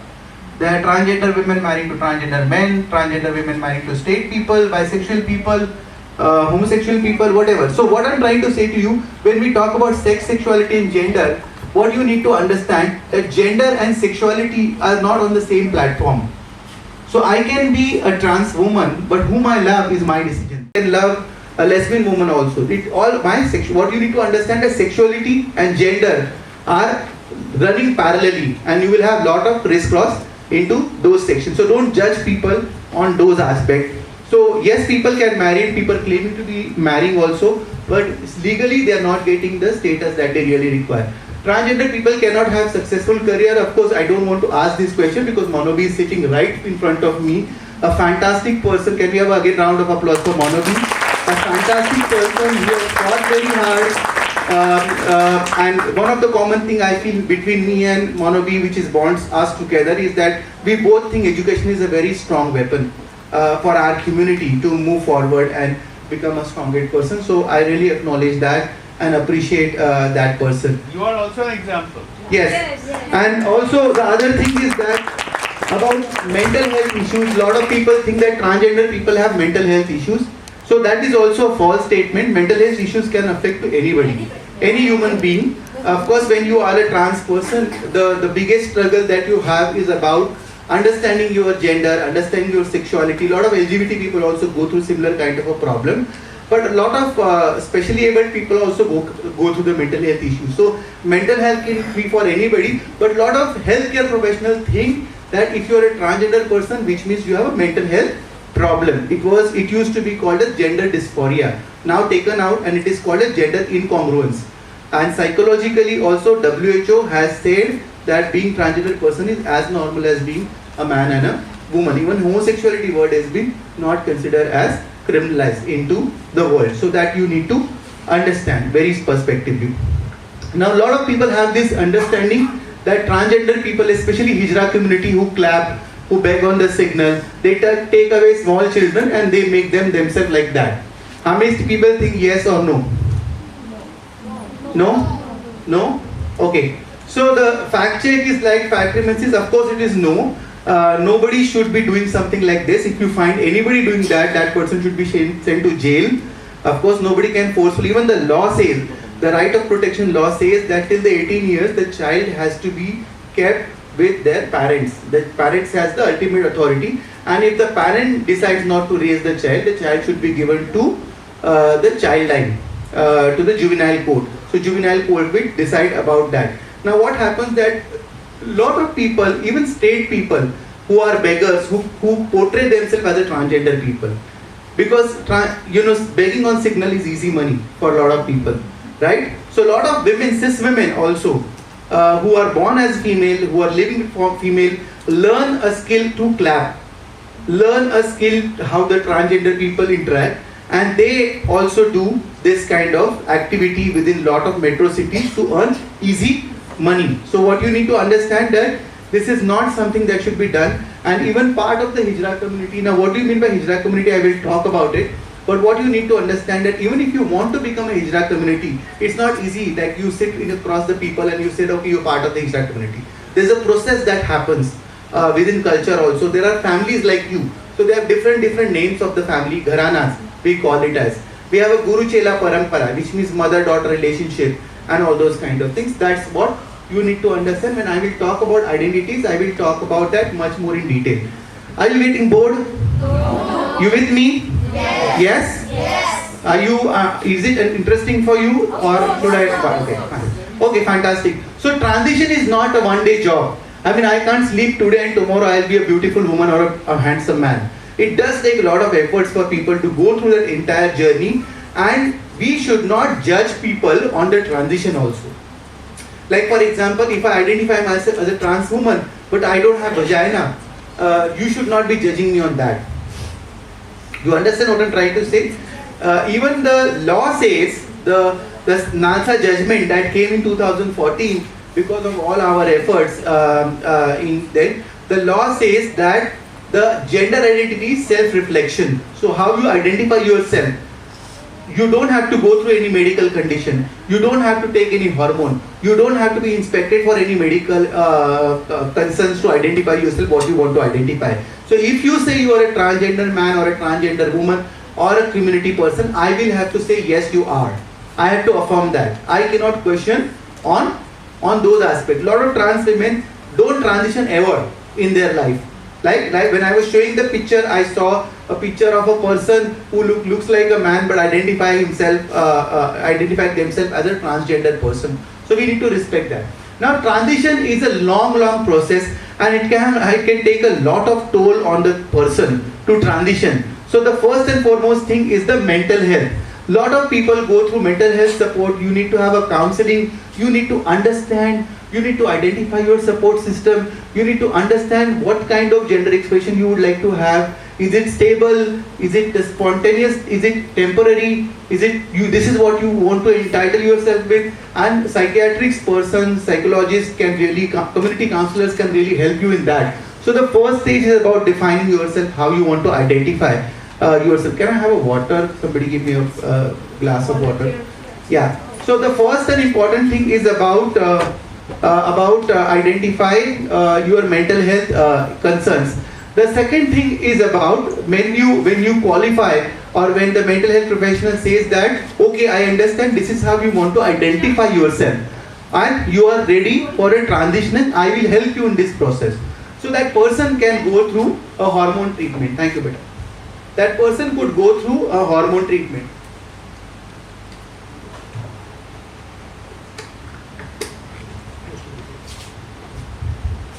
That person could go through hormone treatment. Now when we say hormone treatment, there are different types of treatment. In the hormones also we have. So like for example, we have oral hormones or injectable hormones and also skin hormones. There are three types of hormones that we have. So lot of people who use hormones as a cream to rub on their skin, and the skin absorbs those hormones inside the body and it helps them to change. It is a long process, it takes some amount of time.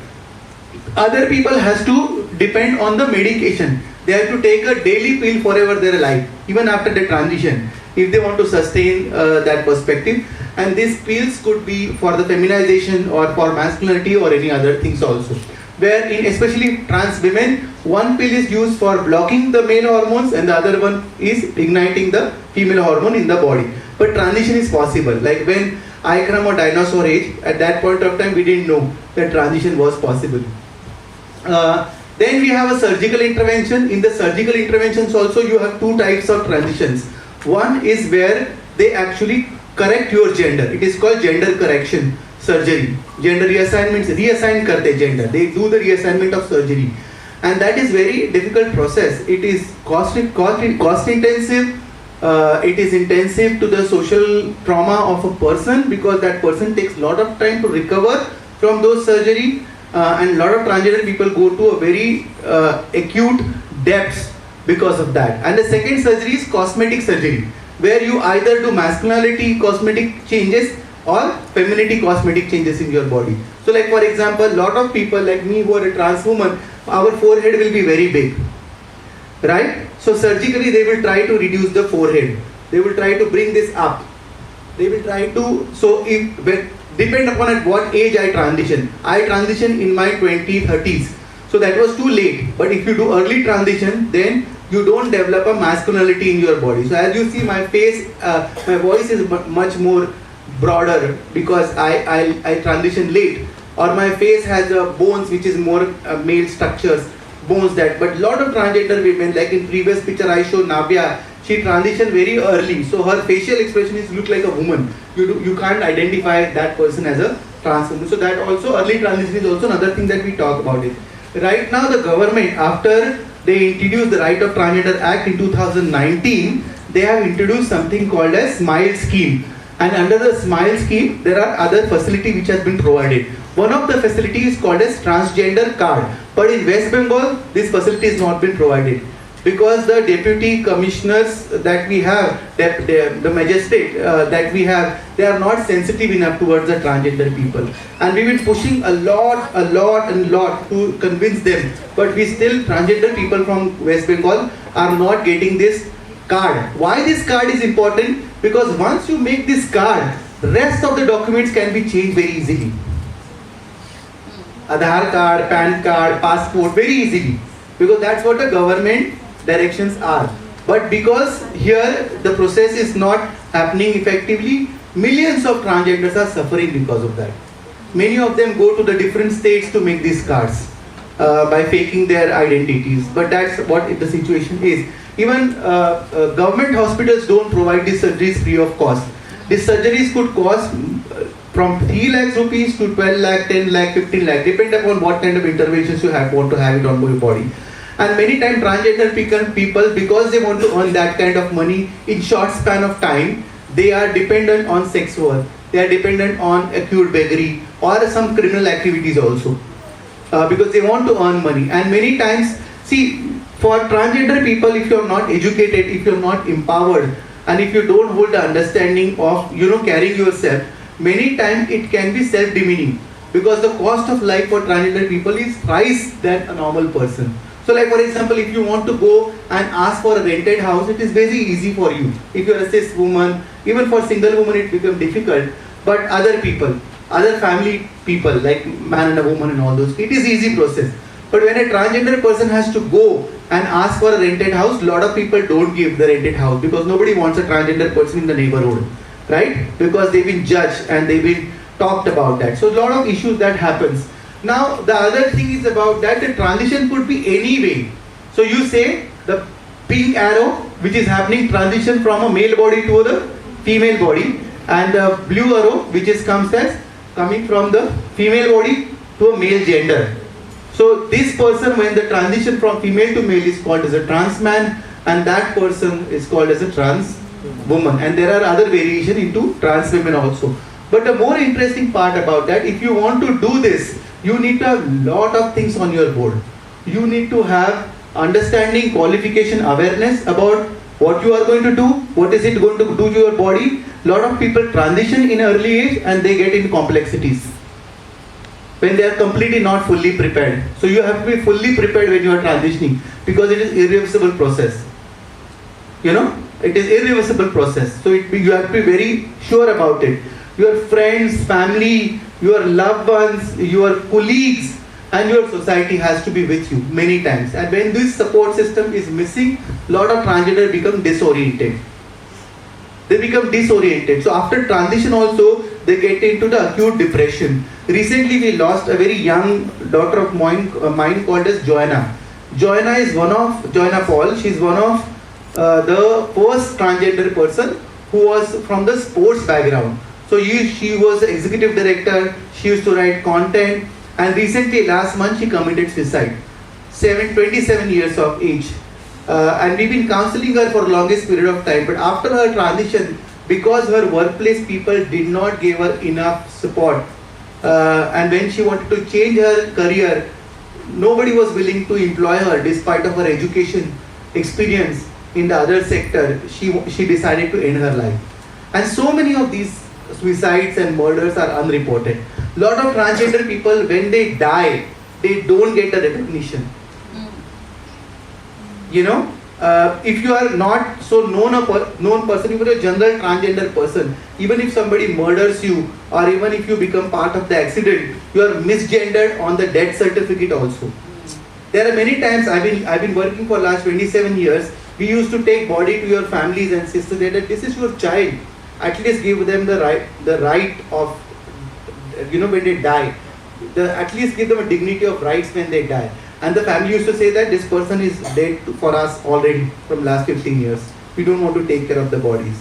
So these bodies were unnoticed. We have to do the cremation, we have to do the burial ceremony and the last rite ceremony for the transgender people. There are a lot of myths and misconceptions about this community in a big time. Also about how these people die, what happens to them after the death and all those kind of things. And we have to deal with that. So what you need to understand that transition is not a single day process. It can take say 2 years, 3 years to 5 years, 10 years, 15 years also. A lot of people transition after their marriage also. So a lot of transgender women, because of the family pressure, society pressure, they get married, they have children, and then later at the age of 60, 50, 55, 80 years also we have seen people transition. So the question is that, you know, you don't have to presume things about people, about how they want to do it and where they want to do it. And that doesn't mean that all the people will transition forever. That's what you need to understand. The other thing about that is that transgender is an umbrella. It is not just a single identity. It's an umbrella, and in India, in countries like India, everywhere you go, they are known for different names. Right? So here in Bengal, they call it transgender Mohila. Right? Transgender Purush, transgender Mohila, trans women, trans men. They talk about. Now Hijras are also there in West Bengal. I've seen a lot of Hijra community also. So what is the difference that I'm going to tell you? Now trans man or a trans woman. What do you mean by that? When a person transitions from female sex to a male gender, surgically with or without, that person is called as a trans man or identify themselves as a trans man. When a person tries to change from male sex to a female gender, like me, who are identified as a trans woman.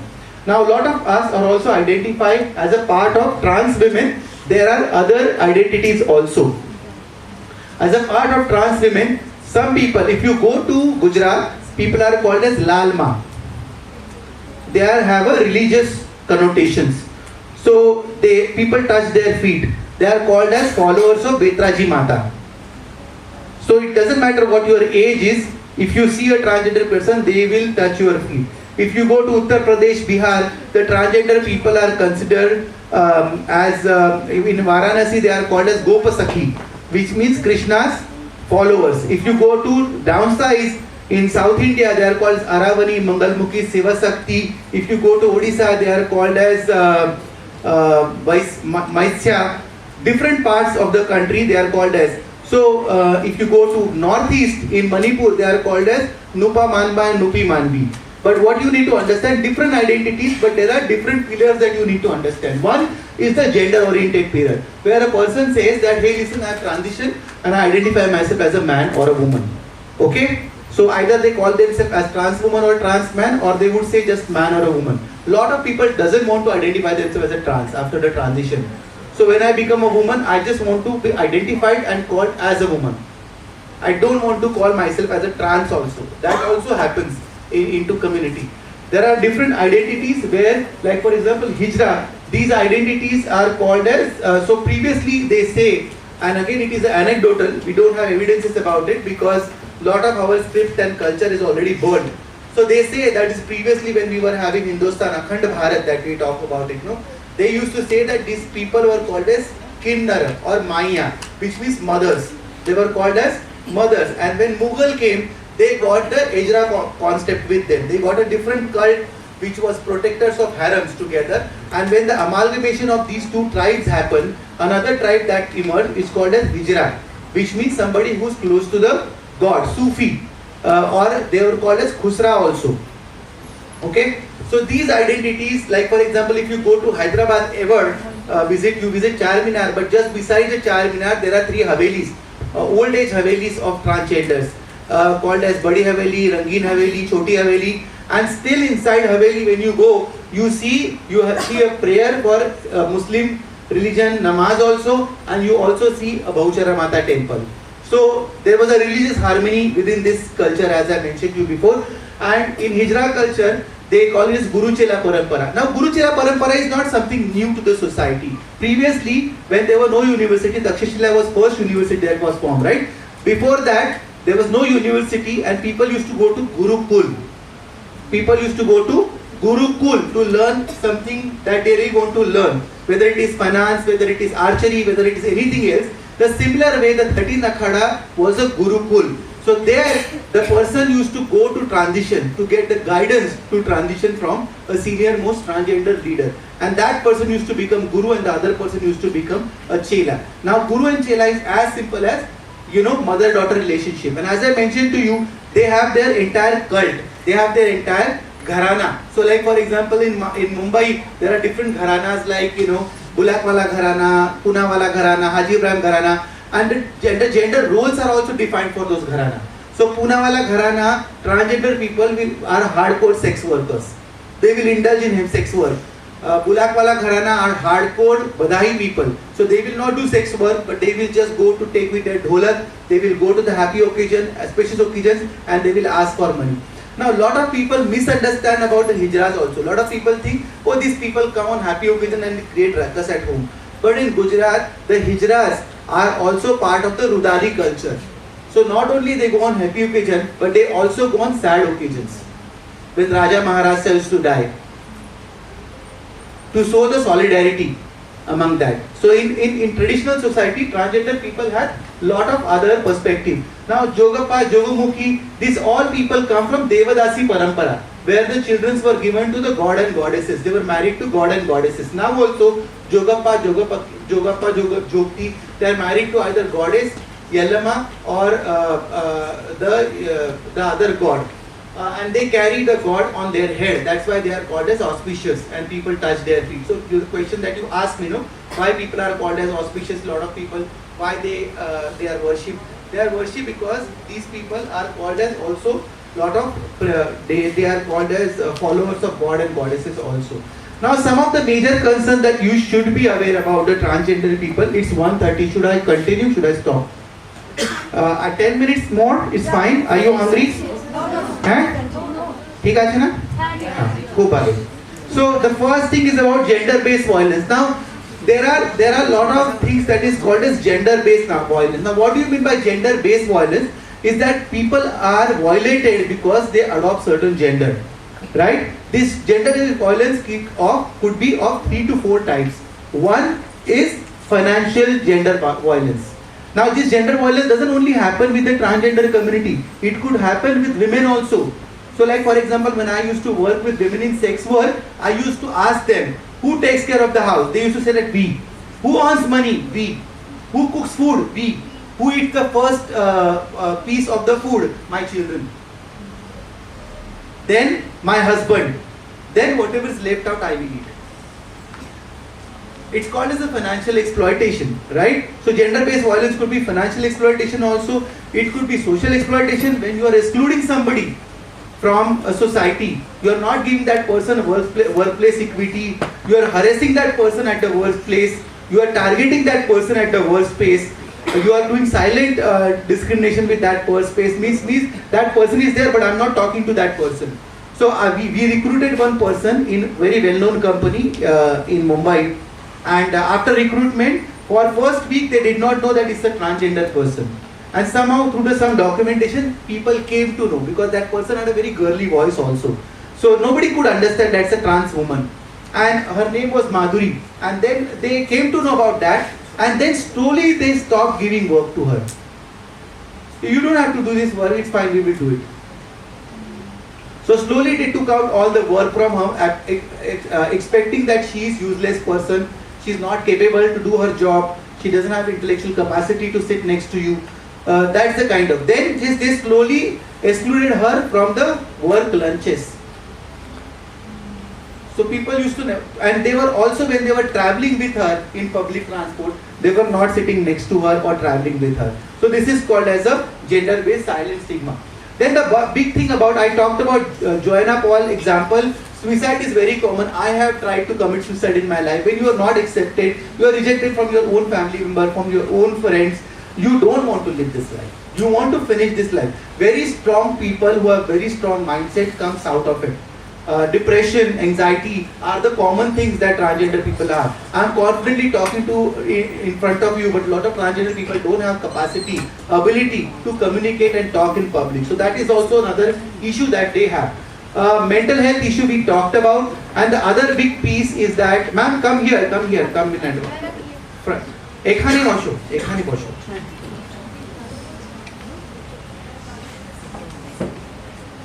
So the another thing is that self-stigma. Now what do you mean by self-stigma? Do you know anything about self-stigma? Anybody know self-stigma? Yes? What is self-stigma? Yes? Give them mic.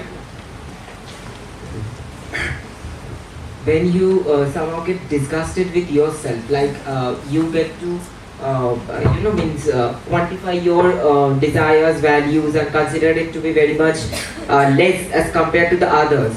You consider your faults to be most extreme as compared to others.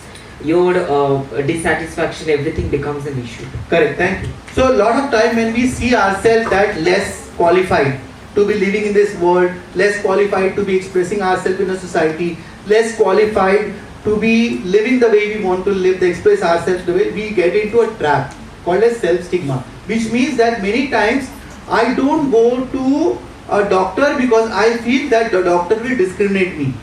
I don't go to police and complain, register complaint, because I feel the police will.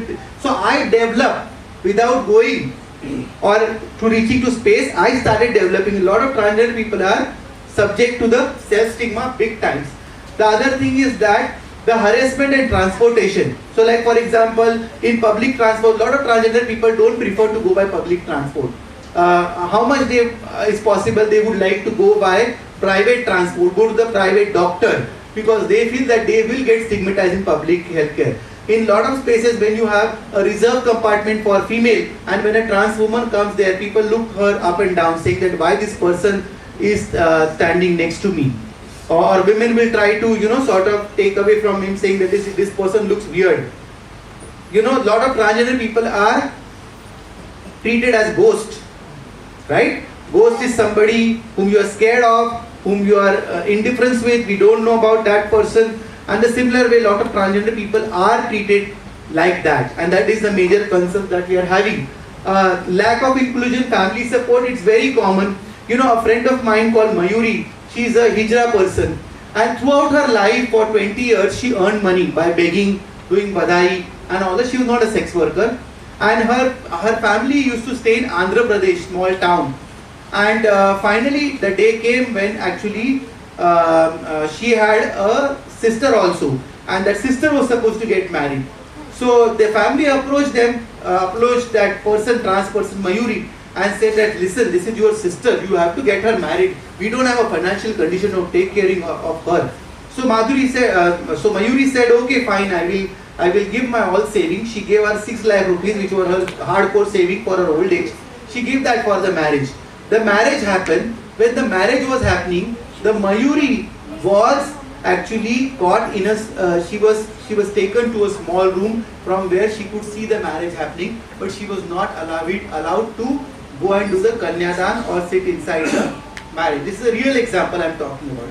So a lot of people doesn't know, but the transgender people, lot of people do take care of their birth families also silently without going there. Lot of transgender people, when they are visiting their birth families, they hide their hair, they hide their identity, they wear male clothes, they go in the house in the daytime and they walk out in the night time so that people don't understand that the transgender person has come.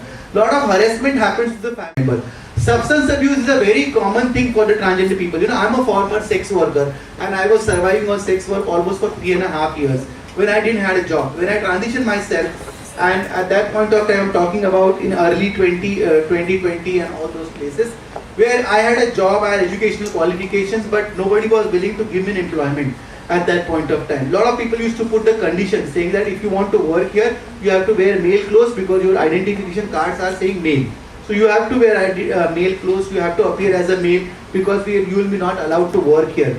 And then I decided not to work. But my family didn't know about it. I was raised by a single mother. I had to take care of herself. So I was still wanted to earn money.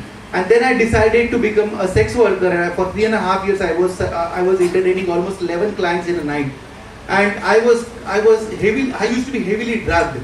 Because you know, a normal person can't have sexual activity with 11 person in a day, in a night. And you know, there were a lot of times when we used to be threatened by the goons. People used to take away our money. I've realized examples where goons were putting knife on my neck and raping me, or I was running in and hiding inside the gutter because I didn't want to get caught by the policeman. And these 3 years were traumatizing for me because I lived the life that I shouldn't have lived, in my life. And I was fortunate that when I became part of a research program with the Johns Hopkins University and I got my job back. But that was a traumatizing experience. And I feel that if I wouldn't have got that opportunity to do employment, I would have been still there doing a sex work in railway tracks. So a lot of people don't get the kind of job that they want to have. Now a lot of people doesn't know. Do you know the transgender population? Principal madam just talked about it. Does anybody know about transgender population in India? 4 million. So around 5 million that we talk about. So around 4,99,000 that has been identified into census in 2011, 10 years back. So now the population is much more high. Statistically it says that at least 1% of population in any country will be identified as a transgender people. So we are living in a country of what population? 1.3 million population. So we are talking about at least 13 to 15 lakh population, which don't have identity cards, we don't have right to vote, we doesn't have educational qualification, doesn't have employment. But the statistical part, as madam said, that in 2011 when they did the census, they found out 53% people were educated. I have seen in my life civil engineers, other highly educated transgender people begging on the signal for 10 rupees and 12 rupees. I have seen that in my life. Because they never thought that they will get their job back. And why they didn't want to do the job? Because they wanted to be accepted the way they are at their job. They wanted a job with dignity, and that dignity was not coming to them. That's why they chose to become beggars, And we keep talking to them that no, the world is not ended yet. You have to go back. You have to push yourself. This is not the kind of work that you should be really proud about, begging on the signals. or doing sex work. You need to do something with your life. But again, it's their decision on how they want to do it. But what I want to tell you, in 2001, 2011, when they did a census, they found out that 60,000 transgender children were identified between the age group of 0 to 6. These are all intersex children. Imagine that at that point of time, that was the number. Now the number must be much more higher. And the big thing about that, in the educational institutions, we don't talk about sexuality and gender elaborately. We don't discuss these issues very elaborately, and that is the reason why people become problematic. Healthcare, transport, the various things about even civil rights, we are talking about the transgender policies right now. But civil rights are not extended to transgender people. So people say that, okay, you are a transgender person, but that doesn't mean you have right to marry. That doesn't mean you have right to adopt. That doesn't mean you have right to inherit the property. And still that is a big struggle for transgender people. So you are saying that transgender is fine, but transgenders can't access their own rights of being living equal with the person. That's why we are talking about equity. Now there are so many transgender people across the India who are creating lot of and these are known faces. There are of course lot of millions of transgender people who are pushing their envelope, who are trying to be as achievers as possible in their life. You know, one of the thing is that the two stalwarts that have got the Padma Shri in last 2 years. One is Majamma, who got the Padma Shri for extraordinary work into folk theatre, and the other one, she's a Jokti, and the other one is Nartaki Natraj from South India, Tamil Nadu. She has got the Padma Shri for her exceptional work in Bharatanatyam, not as a transgender, but what work she did in a society. So that was the acknowledgement. Again, there are so many people like Lakshmana Tripathi, Aryan Pashi, so many people who are in a society. Here also in West Bengal, there are so many leaders, Ranjita Sinha, Aparna Banerjee, Dr. Santosh Giri, Joyita Mandal, so many trans men, trans women who are pushing the envelope and who are trying to be successful. What you need to understand, by 2014, with our work with law enforcement, and NALSA judgment was already passed, and NALSA judgment was very progressive, and it did talk about 5 important things. One is the protection from violence, mainstreaming of transgender people, equal rights at the workplace, education. It did talk about the acceptance from the society and family, and it did talk about, you know, putting forward transgender people for creating specific reservation for transgender people. But when this got diluted into the act, everything was taken out. The only thing was given was specifically, okay, you are a transgender person, that's okay, you can live. They tried to create a shelter home, they tried called Garima Graha. For last 1 year, there is no funding for those Garima Graha. They tried to do cards for transgender people. States like West Bengal, you don't have the facility for this card because the district magistrates are not sensitized on this issue. So several lacunas that we are talking about it, and so SMILE scheme is not been implemented with the complete team. So I will stop here because there's a lot to talk about when we talk about transgender people, and these 2 days you are going to hear a lot of human aspect about it, a lot of aspirational stories, lot of specific issues. If you have any questions, I can take the questions quickly, 1 or 2 questions before we break. Any question? Yes, ma'am.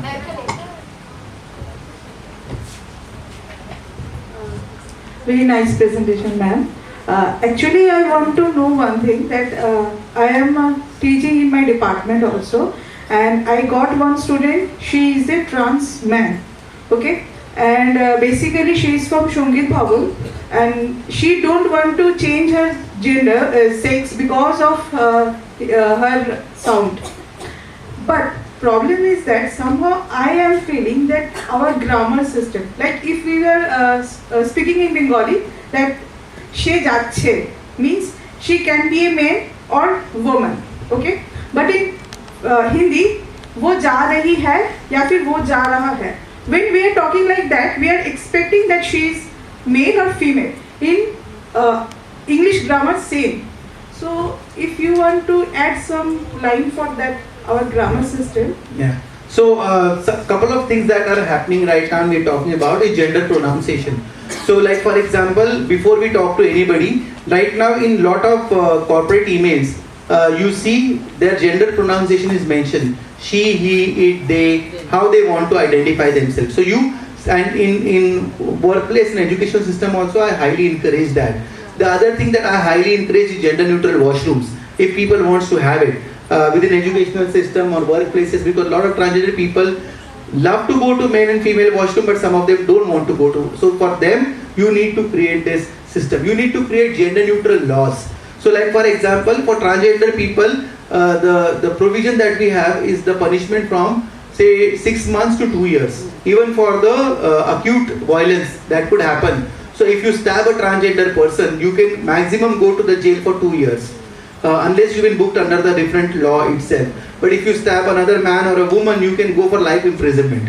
So that policy is the law system itself is not gender neutral for man, woman and transgender person. That is something that we need to talk about it. We also need to talk about reservation for trans people, especially in the educational system, employment system, because the transgender people are lagging behind. Like in the court also said that they are lagging behind 100 years, 200 years back. Very few of the transgender people have the courage to go ahead, claim their own rights, fight their own battles. But so many transgender people, especially youngsters, are not being able to exercise the rights that they want to be doing. We are empowering them, but it is a long process. It is not just a one-day process. To do that, a lot of transgender activists feel that you need to create the financial empowerment of transgender people. The more financially you are stronger, you will be able to take the sound decisions. But that has to be aligned with your educational awareness as well. Shiksha, they say the Shiksha is a very strong tool for you to take a decision and understand where you want to land up in a society. So that is also another thing that the government and our educational policies are not friendly enough for transgender people. Our educational curriculum is not friendly for transgender people. So a lot of medical doctors, when they go through the medical, I don't know whether there is a doctor or not, but when they are training, there is no mechanism, there is no module that talks about, so if I undress, what are you going to see? How do you treat me? My issues of, so if I get admitted, should I be admitted in a female ward, male ward? Do I have to have a separate ward altogether? When you are transporting, you have female at 30% reservation for trans women. Do you need to do you want to put other transgender people on that 30% bracket, or do you want to create a separate reservation for them? All these things are being talked about. Unfortunately, fortunately, we don't have a consensus on that within the community also, because everybody has their own perspective, everybody has their own journey, understanding about these issues, and all these views are respected, right? So the problem is that the policy maker, when we are talking to them, they are confused about them also. So like example, the law which has been created by India, it is been taken from the Australian intersex bill.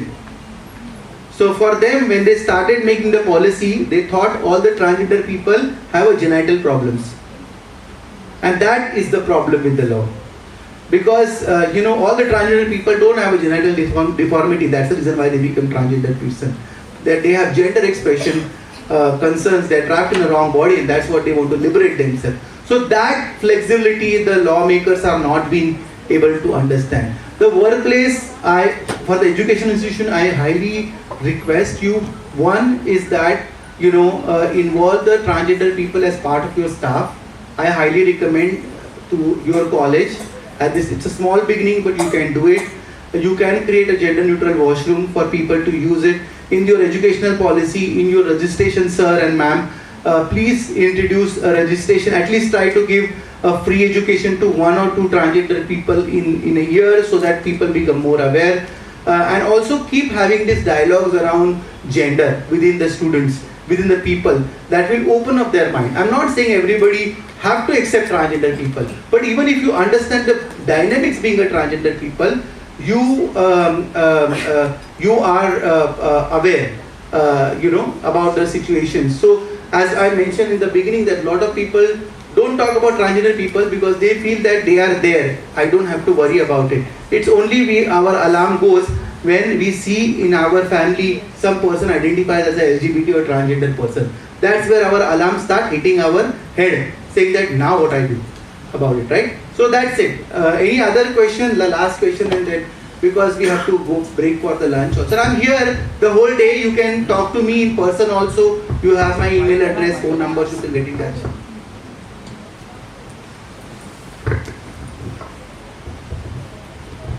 Hello, ma'am. My name is Yasha, and I have a question. I've read about this concept of detransition, and this is a process which is there in the US. And I've also read stories about people who undergo mental agony and depression about their detransitioning. So, as you said, that a transition is an irrevocable process. So, is it because detransition is not happening in India, or what do you have to say about it? So there are two terms to it. One is depathologizations and detransition. Now, what do you mean by detransition? There are so many people who transition early in wrong way. So there is a in India castration, which means cutting off your organ, is a very common practice, right? And that is what more affordable for the lot of Hijra community members. They go through that process and later they realize that I must have a vagina as well. Like I need to have become a woman. I need to have vaginoplasty. So when you don't have a substance to create a vagina, that becomes a difficult aspect. Now a lot of people after transition, because of the family pressure, or they feel that because of transition I have lost. So imagine, as a man I was here. Imagine in a society generalized, right? As a man I was here. I become woman. My status has gone down. So as a man I was being able to freely roam in the night. I used to exercise a lot of facility which I have not been able to live as a woman. So a lot of people do get frustrated about those aspects also. A lot of people can't hold on to gender transition because they lack with the support system, and that's where they feel that I have to go back. A lot of people face acute violence in a society. So like for example, some people become part of the Hijra construct, go to transitions, go through castration, start living with their guru, and then they face a lot of stigma and violence within the community also. So violence is not happening outside the community, within community also, for money, for extortion, for bonded labor, and that's where the person feels that I don't want to be part of this. Like I was much more happy living with my family, living with my mother and father, and that's why the person wants to sort of say that I just want to get rid of things and I just want to go back and live with my family the way I used to live. So it's the state, whether the detransitioning is a permanent stage or not, we don't know about it. But depathologization is another state where lot of intersex people, I told you intersex concept, right? People at the age of when they born with a genital deformity. Now lot of parents, they make decision for their children before the age of consent. So lot of these intersex people are by default made as a females. Because making a female genital is much more compared to easier than making a male genitals. But if the person is intersex, doesn't have a womb, doesn't have a fully fledged vagina, it becomes very complex for that person. So now the America and the Western culture talking about depathologization, which means that they are saying if you have an intersex child, that child should not be touched till the age of consent, and let that person decide what that person wants to become. You don't decide for that. What is that age of consent? 18 years. In Western countries, it is 16 years also. In many of the countries, it is considered as 16 years as well. 14 years to 16. It varies between 14 to 18 years for different countries. Different age of consent has been seen. So that is the difference between depathologizations and right now there is a lot of anti-drag, anti-gay, anti-trans movement is also happening. Uganda recently passed a bill where it says that if you identify yourself as a homosexual person, then you will be jailed for 20 years. So it's a big thing which is happening, and it is worse. We are happy that we are in part of India where at least we are not being put in the jail for being what we are. But that doesn't mean that we should stop on asking for our civil right. We must ask. We must go back and tell them in a chalve. So this is important. Here's another question.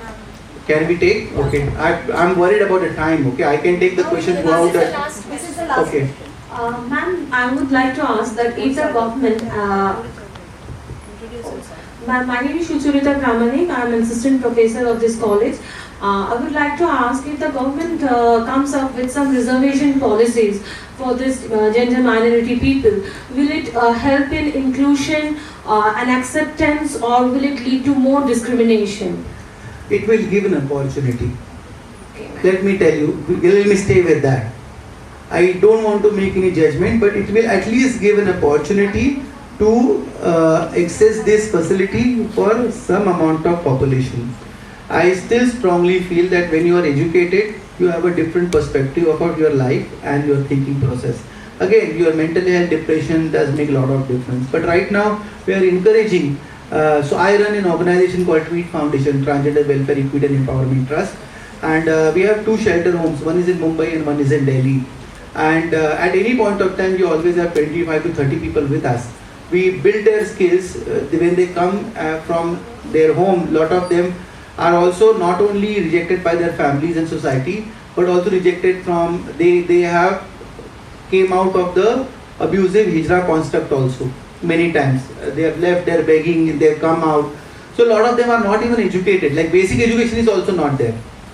When we are talking to the distance universities or distance educational institutions, they don't have a policies to accommodate these people, unfortunately, very well. When Delhi University also, we tried to register a lot of people.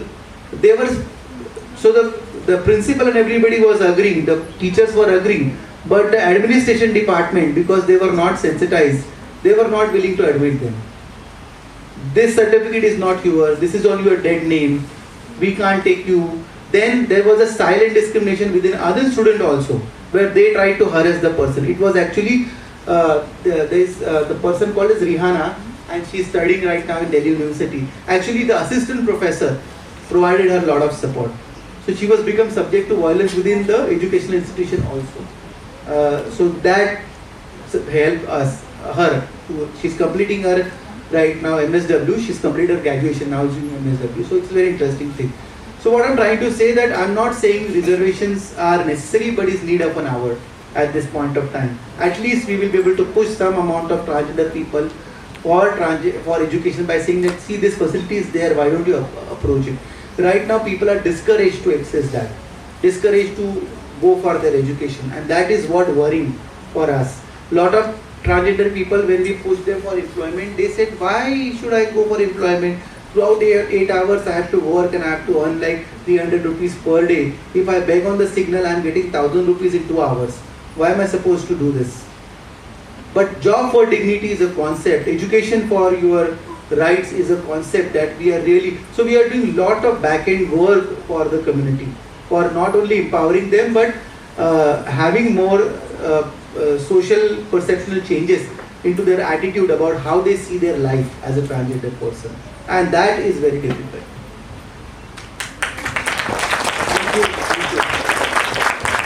Thank you so much for a very insightful